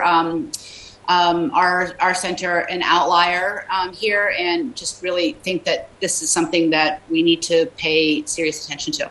Thank you. Thank you very much. And Councilmember Lewis, please go ahead. Thank you, Madam Chair. I just want to voice my strong support for this. Making sure we have a strong, robust, and well-supported call center is going to be essential to stand up alternative first response. It's also essential under our current system to dispatch any kind of first response capability. Our dispatchers, as was indicated in public comment today, are the first responders, the first people that someone in crisis is connected to, and we need to make sure that we are keeping that asset fully staffed and able to get the job done. Excellent. Thank you very much. Councilmember Peterson, please go ahead. Thank you. I'd like to sign on as a co-sponsor. Thank you, Councilmember Peterson. Councilmember Peterson adding his name to CSCC 001. Thank you. Hearing no additional comments. Councilmember Herbold, anything else you'd like to add? No? Okay, great. Thank you very much, Lisa. I'm sorry. I'm so sorry. Go ahead. I do have a question for Lisa. Lisa, much like we have done with the fire department, where we provide funding for sort of an additional recruit class, so that can help speed up hiring. Is there anything that's possible to be done for CSCC in that same sort of spirit? Councilmember, I've had some conversations with Interim Director Lombard about this, and they are the way that they're trying to address this is by having ongoing recruitment, basically. So instead of recruiting every few months, they are accepting applications all the time. I think there are some challenges about adding a recruit class based on capacity and the impact on the operations, since a lot of the training takes place in the actual facility. So I think there's ongoing conversations about that, and I got the feeling that the director would be willing to talk about that a little bit, but they have taken, I think, a little bit different approach to this. Thank you for that question, Councilmember Herbold. Looks like more work to come. Thank you, Lisa, for being here today with us, and I will ask the clerk to read in item number 6 into the record. Agenda item 6, Seattle Fire Department for briefing and discussion. Thank you. Good to see you again, Anne. Please go ahead. Thank you very much, Madam Chair and council members. This is item SFD 1A1. It is sponsored by Councilmember Herbold and co-sponsored by Council President Gonzalez and Councilmember Lewis. It would add $1.5 million in one-time general fund to the Seattle Fire Department to support the training of 20 additional firefighter recruits in 2022. SFD's base budget includes funding for 60 recruits per year. Some background: as of Monday, the 25th, SFD had 81 firefighter vacancies, with at least 10 more expected by the end of the year due to planned retirements. This is a higher number of vacancies than SFD typically has at this time of the year, and they also anticipate that there will be some firefighter separations due to the city's vaccine mandate. I also want to make sure that council members are aware of an update to SFD's recruit school plans.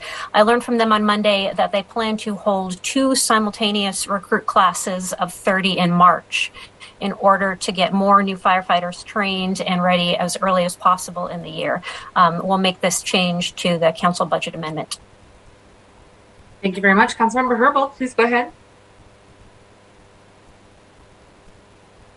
Oh, Councilmember Herbold, you're still on mute. There we go. Sorry. No, I was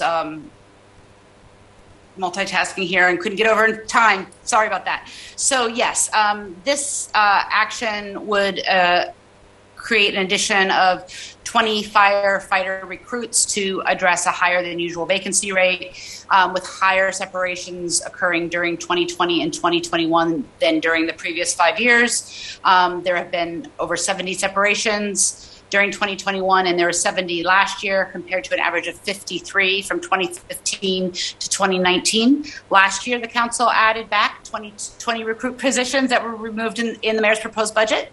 And I'm proposing that we do so again. So funding a recruit class is an important step to address these vacancies. Thanks. Thank you very much, Councilmember Herbold. Please go ahead, Councilmember Sawant. I just wanted to indicate my desire to co-sponsor this amendment, and also I'll go ahead and say I would like to co-sponsor the next one, the upcoming one as well. Okay, this one and the next one, Councilmember? Yes. Okay, great. Councilmember Sawant adding her name to SFD 002, and also Councilmember Sawant adding to 003. I'm sorry, Councilmember. 1 and 001 and 002. Thank you very much. Okay. Sawant adding her name to SFD 001 and 002. And on 002, related to the Health One team, thank you, Councilmember Herbold, again for your work with the co-sponsors here. Councilmembers Lewis and Council President Gonzalez. This was something I was really excited that we were able to expand Health 1 to 3 units last year. And Central Staff, I'll look forward to following up with you afterwards just to make sure we're still on track to have that 3rd unit open up in Q4 as we originally intended, and look forward to the opportunity to do even more with this additional class. Any additional comments? Okay. Let's go ahead and move on. I believe that summarizes everything for SFD. We'll move on to item number 7. Anne, is there anything else you had?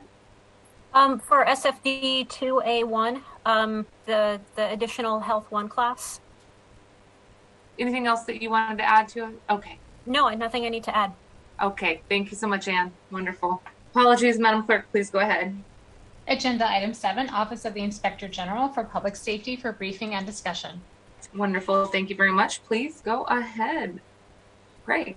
Thank you, Madam Chair. Greg Doss back with you all again, just for 3 quick items. OIG 1A1 is a $152,000 ad for a Strategic Advisor 1 for the Office of the Inspector General to conduct annual surveillance technology reviews.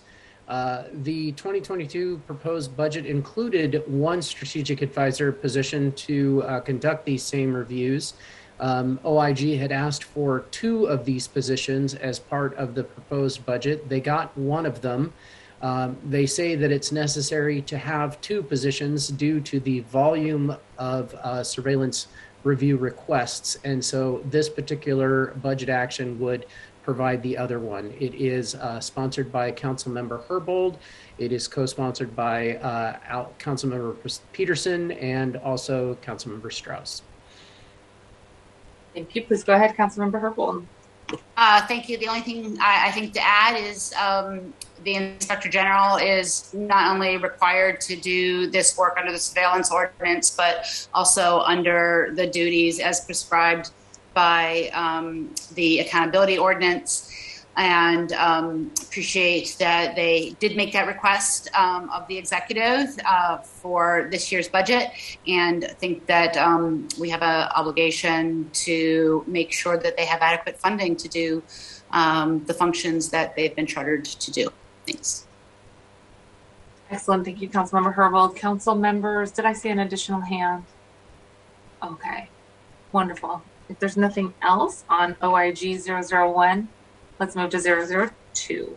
All right, OIG 002A001 would add 86,000 and a half-time strategic advisor to OIG for public disclosure work. This is an ad that OIG did not make of the city budget office during the proposed 2022 budget development process, but have found that over the last several months, their public disclosure workload has increased and that they are now in need of an additional staffer. So this would add the half-time strategic advisor to help with their public disclosure work.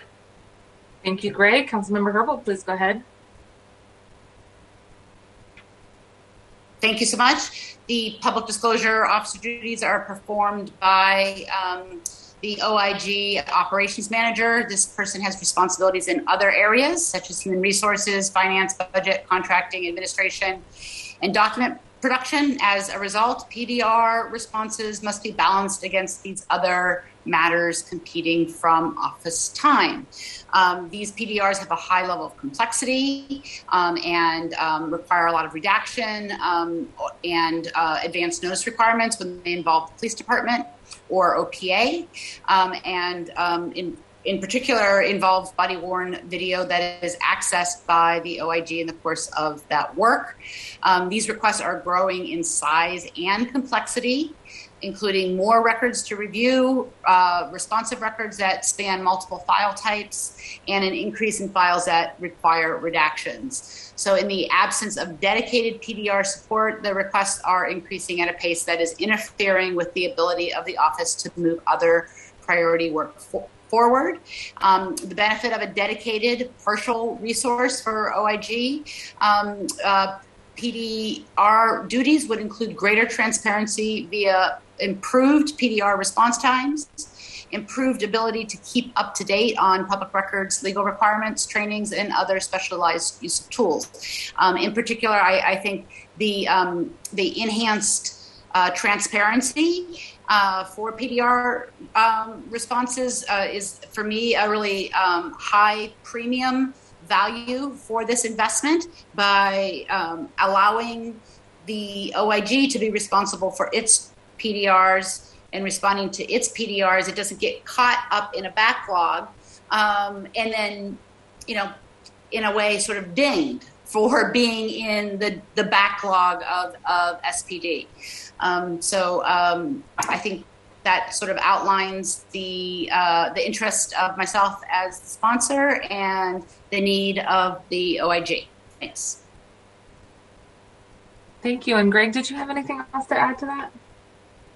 No, Madam Chair, I was going to note that there is a walk-on amendment that I forgot to mention at the top of my presentation. That's okay. We got you covered. I appreciate the flag. We'll make sure to get to that one. Any additional questions or comments on OIG 002? Wonderful. Thank you very much, Councilmember Herbold, for those comments as well. Let's go to OIG Walk-On 01 from Councilmember Sawant. All right, thank you, Madam Chair. So OIG Walk-On 1 from Councilmember Sawant would cut $545,000 from OIG. It would reverse the 2022 proposed operating budget ads. Those particular ads would be the surveillance ordinance position that we just spoke about, and about $200,000 in surveillance ordinance consulting funds, and another position for Office of Police Accountability Oversight, and funds for that position. Those things combined tally up to $545,000, and this amendment would cut those funds. Thank you. And Councilmember Sawant, please go ahead. Thank you, and thank you, Greg, for the description. The mayor's proposed budget expands the Office of Inspector General by 2 positions and $545,000. In my mind and in the opinion of a large number of community members who have spoken up about this at various points throughout last year, the Office of Inspector General has played no constructive role in bringing about or helping to bring about police accountability since its inception in 2018. In fact, I would challenge council members to think of one valuable thing that the office of actually, that has helped the community. Just doing paperwork is not what counts. It's actually the results have to be measured in terms of what how community members' lives have been improved, and in terms of what the Office of Inspector General has ever accomplished. In fact, the recommendations I have seen come out of the Office of Inspector General have consistently urged the council to leave questions of police accountability up to the discretion of the police. For example, when the Justice for George Floyd movement was being tear-gassed by the police on the streets of Seattle, the Office of Inspector General opposed virtually all restrictions on the militarized crowd control weapons that police could use. The mayor proposes expanding the budget of the Office of the Inspector General, but more of nothing is just more of nothing. The budget amendment, this budget amendment does not eliminate the Office of Inspector General, although that would be justified on the basis of the fact that they have, in my view, never done a single thing of value to ordinary people. Because of course what they do is of value to the political establishment because it helps the political establishment to justify the lack of police accountability. But it's a question of what's actually working for ordinary people. So this budget amendment does not even reduce funding for the Office of Inspector General. It simply cuts their expansion. And over the last couple of days, we've discussed many crucial funding needs that this $545,000 would be better used to fund, in my opinion. And if the OIG needs to use resources to analyze surveillance technology or do public disclosure, they should use their existing budget, which is currently, in my view, again, as I said, serving no valuable purpose for the community. Thank you. Thank you very much. Councilmember Herbold, please go ahead.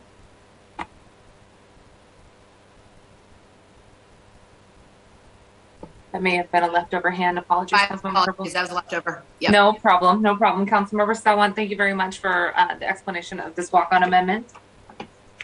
No additional questions or comments? Okay, hearing none, let's go ahead and move on to the next item on our agenda. Madam Clerk, could you please read item number 8 into the record? Agenda item 8, Seattle Municipal Court for briefing and discussion. Wonderful to see you again, Asha. Thanks for being here. Let's go ahead and get started. Okay. Asha Venkatraman from Council Central staff. SMC 1A1 would request that the court report on all fees and fines imposed on a court-involved individual and analyze associated disproportionality. This is related to criminal fees and fines, not parking-related fees and fines, just for clarity. It's sponsored by Councilmember Herbold and co-sponsored by Councilmembers Strauss and Lewis. The report would be due back to the Public Safety and Human Services Committee on March 31st, 2022. I will pass it over to Councilmember Herbold. Thank you very much. Wait 1 second, Councilmember Herbold. Thank you. Sorry, thank you. No problem. We appreciate you making it work with the technology difficulties, so no problem. You're coming through loud and clear. So yes, this slide was developed with the city auditor and builds off of an auditor's assessment of municipal court, losing track of my speaking points here, the municipal court probation, racial, and ethnic proportionality report. The report itself recommended that the municipal court should continue to examine the purpose and outcomes in its fines and fees and apply the City of Seattle RET Racial Equity Toolkit to examine discretionary and administrative fines and fees, given that as of September of this year, the municipal court will have had a full year worth of data to review its new fine and fee structure. It was outside of the audit scope that was previously done to determine which criminal fines and fees that the city has the authority to eliminate are being applied disproportionality by race and ethnicity. The slide requests that the municipal court analyze its data to make that determination with the understanding that there are fines and fees that are not discretionary, that state law does not allow the court to waive. Again, the purpose of the report is to determine which fines and fees associated with an individual municipal court obligation the city has the authority to waive or suspend, and whether the payments owed to the city disproportionately affect individuals by race and ethnicity. Thank you.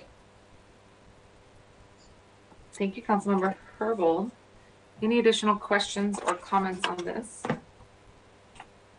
Councilmember Herbold, I'm not seeing any additional questions. Thank you for bringing this forward. And then you are our next council member on number 2. Let's go ahead, Asha.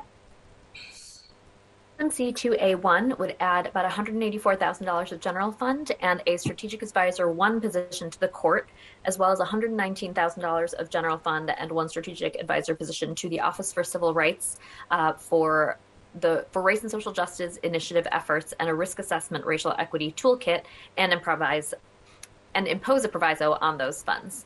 Sponsored by Councilmember Herbold and co-sponsored by Councilmembers Strauss and Lewis. Wonderful. Thank you, Councilmember Herbold. Please go ahead.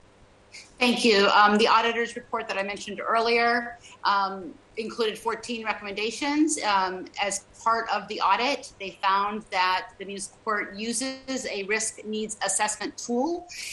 This tool is a tool that is known to have implicit bias in it, and risk assessment tools have been opposed by the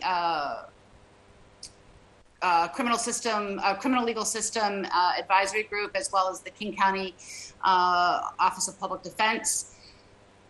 The RSJI work is relatively new in the municipal court, and the thinking behind this proposal is to provide funding for a position in the court and one in the Office of Civil Rights to ensure that the court has a better opportunity to examine how the application of a risk assessment tool impacts the outcomes on the disproportionate outcomes on people going through the court.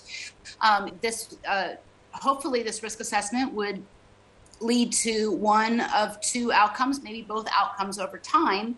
One outcome could be the development of a risk assessment tool that relies less on criteria that have implicit bias and more on individual strengths that people have, and so people would be deemed to have lower risk if you de-emphasize some things that are a result of institutionalized racism in our society, and emphasizes the strengths that they particularly have because of support of them as an individual by community members or by other community-based nonprofits. The other potential option is that courts that have a probation division are required to do a risk assessment. The hope, I think, is that the court, in seeing some of the harm that can be perpetuated by risk assessments, would over time reduce the size of its probation division, recognizing that there are some individuals, again, because of state law, that must be put on probation, specifically DV and DUI cases. But the idea being, if we can reduce the use of probation, we could also be reducing the harm that could be done by risk assessments. Thank you. Thank you. Council members, are there any additional comments or questions? I just had one question, Councilmember Herbold. I think we've all heard pretty clearly from some members of the solidarity budget that there's a desire to make sure that we're constantly removing investments in courts and criminal systems overall. I think that this is an interesting nexus that you've outlined here about how to do that further analysis to really get at some of the harms that I know many community members are concerned with about criminal and justice systems overall. Any feedback that you've heard so far on this proposal for RSJI analysis? I think it would be fair to say that SOCR is reluctant to participate in a RET that would be on a strategy that they know the stakeholders that they work with don't support. But I think it's important that we understand that we do more to explain what the goals of the RET are. The goals of the RET are in recognition that, one, we have a probation department, and two, that having a probation department results in a requirement of the municipal court of doing a RET. So we want to impact how they do the RET and how they do. We want to use the RET as a tool to impact how they use the risk assessment and reduce the frequency of the use of probation because of the harms associated with a risk assessment model. So there is, answering your inquiry straight on, there is a reluctance, I think, but I think once we get some alignment on what the long-term goals are, I'm hoping to change that. Okay, thank you for that update and that context as well. Seeing no additional hands, I think that covers SMC 002. Is there anything else, Asha, that you'd like to flag for us before moving to the law department? No, nothing further on SMC. Okay, thank you very much. Madam Clerk, could you please read item number 9 into the record? Agenda item 9, the law department for briefing and discussion. Wonderful. Please go ahead. Okay. The first item for law is Law 1A1. It would proviso $1.8 million of general fund in the city attorney's office, specifically for pre-filing diversion, pre-trial diversion, and Let Everyone Advance with Dignity, or the LEAD program. You'll see each of the separate amounts for each of those 3 programs in the title and in the proviso itself. This is sponsored by Council President Gonzalez and co-sponsored by Council Members Herbold and Lewis. I will turn it over to Council President Gonzalez. Thank you.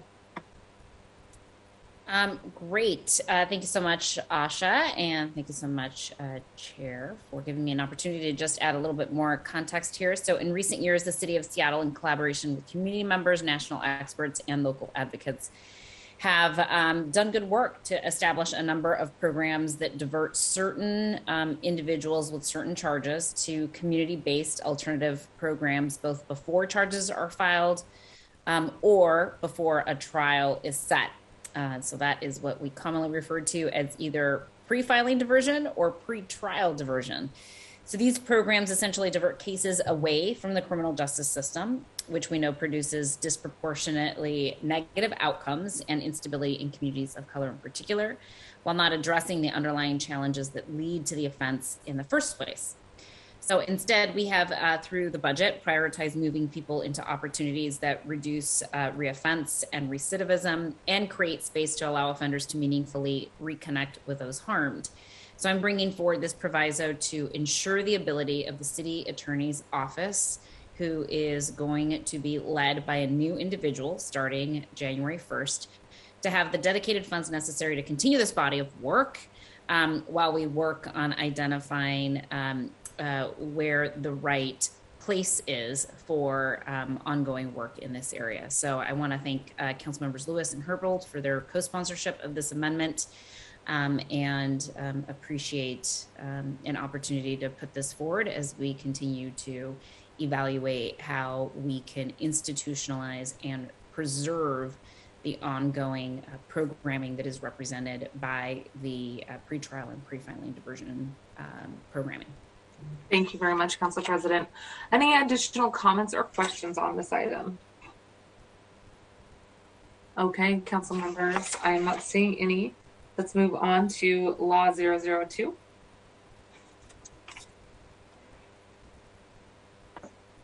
Sorry, I didn't. Councilmember Herbold had her hand up. I didn't want to. I just want to thank Madam President for thinking ahead about all of the progress that the city has made around diversion programs and what that might mean in the new year, and how we can work to preserve that progress. I think it's very, very important that we do so. Well said. Thank you very much, Councilmember Herbold, and appreciate the note that the hand was up, Asha. Okay, let's go to 002. Law 2A1 would add about $260,000 of general fund and 4 positions to the city attorney's office to fully staff and expand pre-filing diversion, and it would cut 1 FTE strategic advisor 3 position from the law department. It's sponsored by Councilmember Herbold and co-sponsored by Councilmembers Lewis and Gonzalez. I'll just note on this piece, the funds that are described in this CBA are not accompanied by a proviso, but the proviso from from Law 1A1 that we just discussed would cover the funds that would be added to this programming. Okay, thank you. Council members, please go ahead. Thank you. Not a whole lot to add here. Just want to recognize that this budget action is tied to, I think, a long-term goal that the City Council, as well as the City Attorney, have had for expanding the approach of sort of a general diversion that currently is focused sort of on a wide swath of misdemeanors for people under 25, applying that same principle that folks who are over 25 for these same types of misdemeanors should have access to these important diversion services. We have adopted a statement of legislative intent in the 2020 adopted budget, which requested that the law department evaluate the staffing and resources that would be needed to expand diversion to individuals 25 and older. We've had the law department come and report to us on the results of a racial equity toolkit on doing this work. And I think this is an important next step for this council to take to expand this really important approach towards addressing misdemeanor criminal legal involvement in Seattle. Thank you. Are there any additional comments or questions on this item? Okay, Councilmember Herbold, thank you very much for bringing this forward. I am not seeing additional hands raised at this time. I believe that gets us through the law department amendments, correct, Asha? That's correct. Thanks for your work on this. Madam Clerk, could you please read item number 10 into the record? Agenda item 10, Office for Civil Rights for briefing and discussion. Welcome back, Asha. We are now discussing OCR 1A1, which would add $150,000 of general fund and 1 strategic advisor 1 position to the Office for Civil Rights for a commission liaison supervisor. This is sponsored by Councilmember Morales and co-sponsored by Councilmembers Herbold and Strauss. I'll turn it over to Councilmember Morales. Oh boy. Okay. Thank you, Asha. Let's see. So we are providing here, sorry, which one am I doing? Okay. The Office of Civil Rights provides administrative support, as my colleagues know, to several different commissions that provide a conduit about governmental processes and policies to communities that have traditionally been excluded or absent from our processes. We've heard from many of these commissions on a regular basis about their ideas for the city. This strategic advisor position would provide the necessary administrative support to better realize their engagement, especially for those with developmental or intellectual disabilities. Any additional comments or questions on this item? Okay, thank you very much, Councilmember Morales. I appreciate bringing this forward. No additional questions. We can move on to number 2 from OCR. OCR 2A1 would add $120,000 to the Office for Civil Rights for a domestic violence community expert and stakeholder work group. This is sponsored by Councilmember Herbold and co-sponsored by Councilmembers Morales and Lewis. Thank you, Councilmember Herbold. Thank you so much. This work group was a recommendation of the Criminal Legal System Community Task Force presented at the Public Safety and Human Services Committee last month. The task force was convened by OCR at the request of council through budget action in 2019, comprised people with lived experience and expertise of the criminal legal system. They were charged with providing recommendations for reform efforts targeted at institutions within the municipal criminal legal system in the city of Seattle. Their report, Centering Impacted Voices, identifies several concerns about the current handling of domestic violence cases through the criminal legal system, including a heteronormative framework, punitive response that dissuades individuals from engaging for fear of unintended consequences and drawbacks of mandatory treatment. They recommended a work group of community experts and survivors to focus on responses to DV outside the criminal legal system and support building up community infrastructure for non-criminal legal system responses that have the ability, the capability, the capacity, agility, and flexibility. Got to get those adjectives right, to respond to a host of scenarios that would otherwise constitute misdemeanor DV. This funding would support that work group, including payments for members that would lead to recommendations for new approaches to DV misdemeanors. Thank you. Thank you, Councilmember Herbold. Are there any additional questions on this item or comments? Hearing none, thank you, Councilmember Herbold, for bringing this forward, and we will go on to number 3. OCR 3A1 would add $100,000 to the Office of Civil Rights to engage a task force of community members to assist with an assessment of the police accountability system, sponsored by Councilmember Herbold and co-sponsored by Councilmembers Morales and Strauss. Thanks, Councilmember Herbold. Thank you so much. This amendment would allow the auditor's office to move forward with a planned rapid assessment of our police accountability system, comprising the offices of police accountability, the inspector general, and the community police commission. My office distributed a brief overview of the recommended rapid assessment yesterday, and I understand it will be made available to the public as well. The rapid assessment approach was developed in alignment with recommendations contained in the 2017 auditor's report issued at then Councilmember Burgess's request for information about the issues involved in evaluating the new police oversight system over time. A rapid assessment of Seattle's police oversight system would, at the start, rely on conducting self-assessments using tools outlined in the 2017 report, as well as a brand new police oversight audit tool developed by a team of researchers and scholars from across England, Wales, Scotland, Northern Ireland, and Republic of Ireland. Normally, our CPC would fulfill the function of engaging community and providing broad community input, which the auditor's office has identified as an important part of the rapid assessment. But CPC is a subject of the assessment. We need to find another pathway to, working with CPC, but another pathway to do community engagement, not just focused on the communities that the CPC represents, but a broader cross segment of communities impacted by the police accountability system.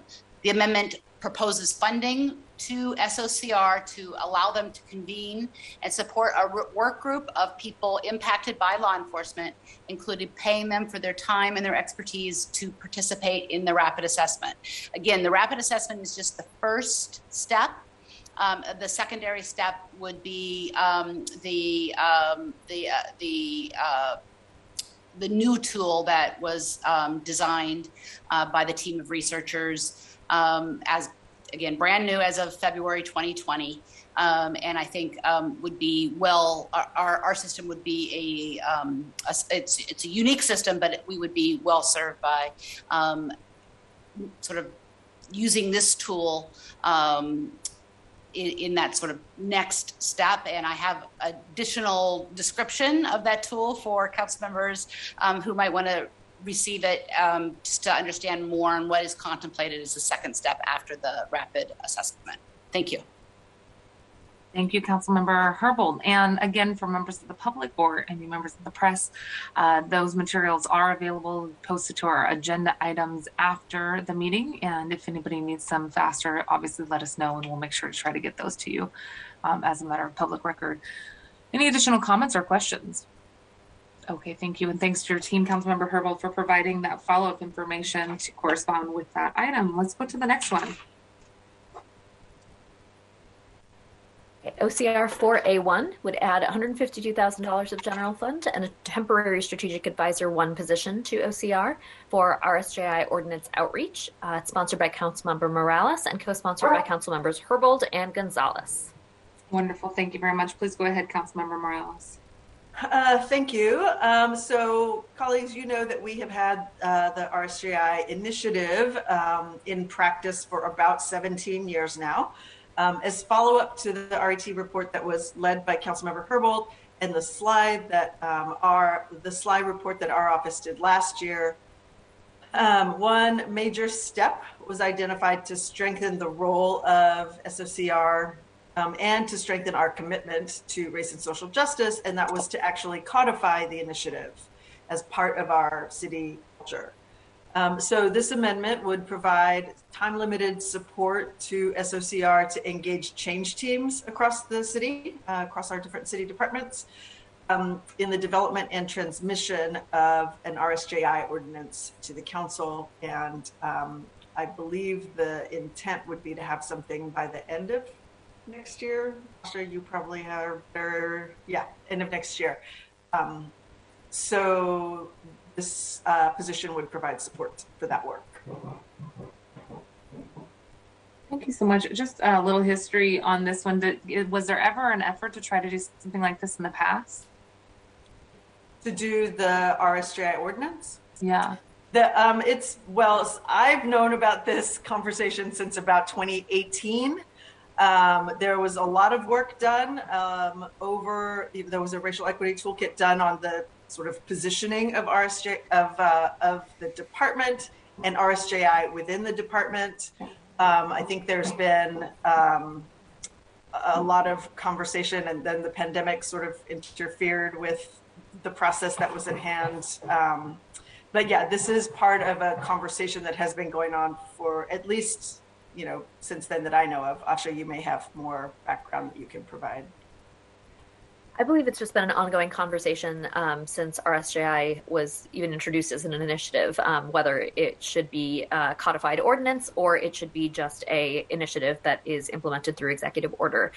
So I think it has been an ongoing conversation with change teams and the RSJI infrastructure generally for many years, but is only now, I think, coming to the point of potential council action, I should say. Okay, thank you both very much. Seeing no additional questions, Asha, is there anything else you'd like to cover in Office of Civil Rights related items? No, should wrap it up. Let's do it. We got one more agenda item. Madam Clerk, could you please read agenda item number 11 into the record? Agenda item number 11, City Budget Office for briefing and discussion. Thank you, Madam Clerk. We're on 001 for CBO related to SPD items. Good afternoon, Madam Chair and council members and Gorman Council Central staff. CBO 1A1 is sponsored by Council President Gonzalez, co-sponsored by Council members Lewis and Morales. This is a statement of legislative intent that would ask the Office of Innovation and Performance, which is a work unit within CBO, to partner with the Seattle Police Department and community to report on SPD's Community Service Officer Program. The report would include recommendations about whether CSO duties should be expanded to include response to non-criminal 911 calls, and whether that program should focus on non-law enforcement activities, thereby alleviating SPD officers' work burdens. In light of these recommendations, it would also ask for an analysis of in what city department the CSO program is most appropriately housed. Wonderful. Thank you very much. Please go ahead, Council President.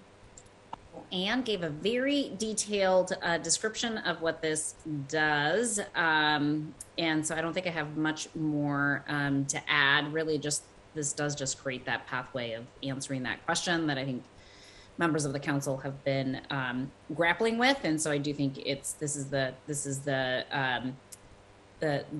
more judicious way to advance that policy conversation so that we can engage relevant stakeholders and continue to get the information that we need to really answer this question once and for all. Thank you, President. Councilmember Strauss, please go ahead. Thank you, Chair, and thank you, Council President Gonzalez, for bringing this forward. I have been extremely supportive of the CSO program because I think it's the right program for our city, and I want to continue supporting it. As I understand, as we make the shifts in addressing public safety and as we scale programs up, it's always center of mind for me that we need to best support them before expanding their programs. And so I know that conversations are continuing about which department the CSO program is housed. I guess I'll be clear with colleagues here that I think that the Community Safety and Communications Department is the correct place for this program to be housed and to grow. And so I just wanted to have it on the record that I do have concerns about expanding the program before that move is made. I want to see all of the teams that are currently existing fully staffed as they are and to have all of the support that they need.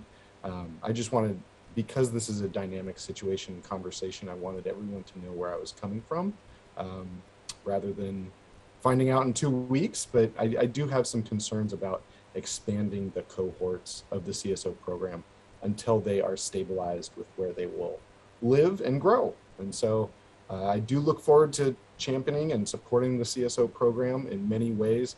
I just wanted everyone to know where I was standing today. Thank you. Thank you, Councilmember Strauss. And I think that concern is something I've heard as well from others in our dialogue. So thank you for lifting that that piece up and simultaneously underscoring the support for the work that CSOs do. Any additional comments in this amendment, CBO 001? Hearing none, thank you, Council President, for the summary of that. Let's do 002. CBO 2A1 is sponsored by Councilmember Peterson and co-sponsored by Councilmember Juarez. It would make a request of the Office of Innovation and Performance again. And here OPI would work with the Seattle Fire Department, Seattle Police Department, Community Safety Communications Office, Human Services Department, and Seattle King County Public Health, as well as with community. This group would quantify the city's existing need for 24-hour response in the field to mental and behavioral health calls and its ability to respond to this need. Then they would provide the cost, a staffing plan, and a timeline to implement the needed response within 3 years. Great. Thank you. Councilmember Peterson, please go ahead. Thank you, Chair Mosqueda, and thank you, Anne, for that great summary. So this is the last item on the agenda. It's just a statement of legislative intent. And colleagues, our robust and vital discussions about reimagining public safety have often referenced our shared goal to expand alternatives to traditional gun and badge police response. And we produced a multitude of good ideas about new or expanded upstream programs, such as more affordable housing and more youth programs. And I've consistently supported these upstream programs. I'm especially proud of work such as the Seattle Preschool Program and the Nurse Family Partnership. But I also want to make sure we're addressing the full gap of emergency responses. So even though we've made incremental increases to alternatives such as Health One, and we've identified good alternative response models such as Cahoots and STAR, we don't seem to have fully fleshed out the plan that tackles head-on the full scope of emergency response alternatives. So let's flesh out the quantity of qualified personnel, vehicles, training, and dollars needed for mental and behavioral health responses to be dispatched 24 hours a day in the field. So this statement of legislative intent would require the executive departments to flesh this full scope for a 24/7 emergency response for people experiencing behavioral and mental health emergencies. And I'll also be supporting, expansions of Health One, community service officers, nonprofit mobile units. But let's also get the information we need for the full implementation citywide, 24/7, 365 days a year. Thank you. Excellent. Appreciate your work on this. And I see that there's only one co-sponsor listed on the sheet. Can you remind me if there's another one? Anne? Go ahead, Allie. Chair Mosqueda, this one was published to the agenda. There were 2 co-sponsors when the form was submitted. The request was made to central staff. One council member withdrew their name as a co-sponsor, but consistent with council rules for this committee, we prepared the amendment because Councilmember Peterson did fulfill the submission requirements. That's correct. Okay, thank you very much. Councilmember Herbold, then Councilmember Lewis. Thank you. My feeling about this statement of legislative intent is I think it's perhaps a useful report to request. It is not inconsistent with the work that is happening, perhaps less visible to council members who aren't on the Public Safety Committee, but as it relates to the work associated with funding the 911 protocol system, which will allow the CSCC to refer more calls to responses like Triage One, like the mobile DESC's mobile response teams. And then also the other piece of work that's happening is the police department's ongoing analysis of the Nick Jr. report, and what we've talked about is the 26 different call types that the police department agrees do not need a 911 response. Given that I am confident that this work is occurring, I don't think there's anything wrong with getting sort of a report on the work. I'm just not 100% sure that this statement of legislative intent as drafted fully captures the breadth of the work that's being done. And so if that's the sort of the goal of this SLI request, I would love to work with a sponsor a little bit more, but am happy to put my name on as a co-sponsor. Thank you very much, Councilmember Herbold. We will add your name to CBO 002. And Councilmember Peterson, I see you off mute. I'm guessing that's a welcome request to be able to work together. So please go ahead. Yes, thank you very much, Councilmember Herbold. Appreciate that. Your chairmanship of the Public Safety Committee would very much like to work with you on this. And Councilmember Lewis, please go ahead. Thank you, Madam Chair. I would also like to be added as a co-sponsor. Thank you. You all had just put my binder away, so I'm going to pull it back out to add these 2 co-sponsors on there. And really appreciate your engagement through the end here. We'll make sure to add your names to the list here. So officially, let me just say again, Councilmember Herbold adding her name to 002 CBO. Councilmember Lewis is adding his name to CBO 002 as well. Okay. Great way to end the day. Thank you, colleagues, for, Councilmember Strauss, please go ahead. Thank you. On another item, I didn't come off of mute fast enough during the Seattle Fire Department section, so sorry to go back to that. SFD 001 and 002, I would like to be added to a co-sponsor to Councilmember Herbold's great work there. Okay, so for both of the items under Seattle Fire Department, you are interested in adding your name to both of those. Yes, please. Is that correct? Yes, okay. That would be great. Councilmember Strauss, adding his name to SFD 001 and 002. Thank you, Councilmember Strauss. Any additional comments or thoughts, colleagues? Okay. Well, I will just, again, show you this binder and thank our central staff for all of this work that they have done. We are 1 day away from the end of our review of the council budget actions. The amendments tomorrow include 55 amendments in 2 categories: Seattle Department of Transportation and the Human Services Department. So again, we are very thankful for your participation in our discussions and really for the work that you put into these amendment items, for your comments and your questions today, and also for being judicious in identifying which items you'd like to sign on to. That helps to make sure that we can get through these conversations in great detail. They said it couldn't be done, and we're giving you an additional 12 minutes back to your time today. If there's no objection, our committee meeting will be adjourned for today. Any additional comments or questions for the good of the order? Hearing none, thank you very much. We'll see you tomorrow morning at 9:30 a.m. Thanks, everybody.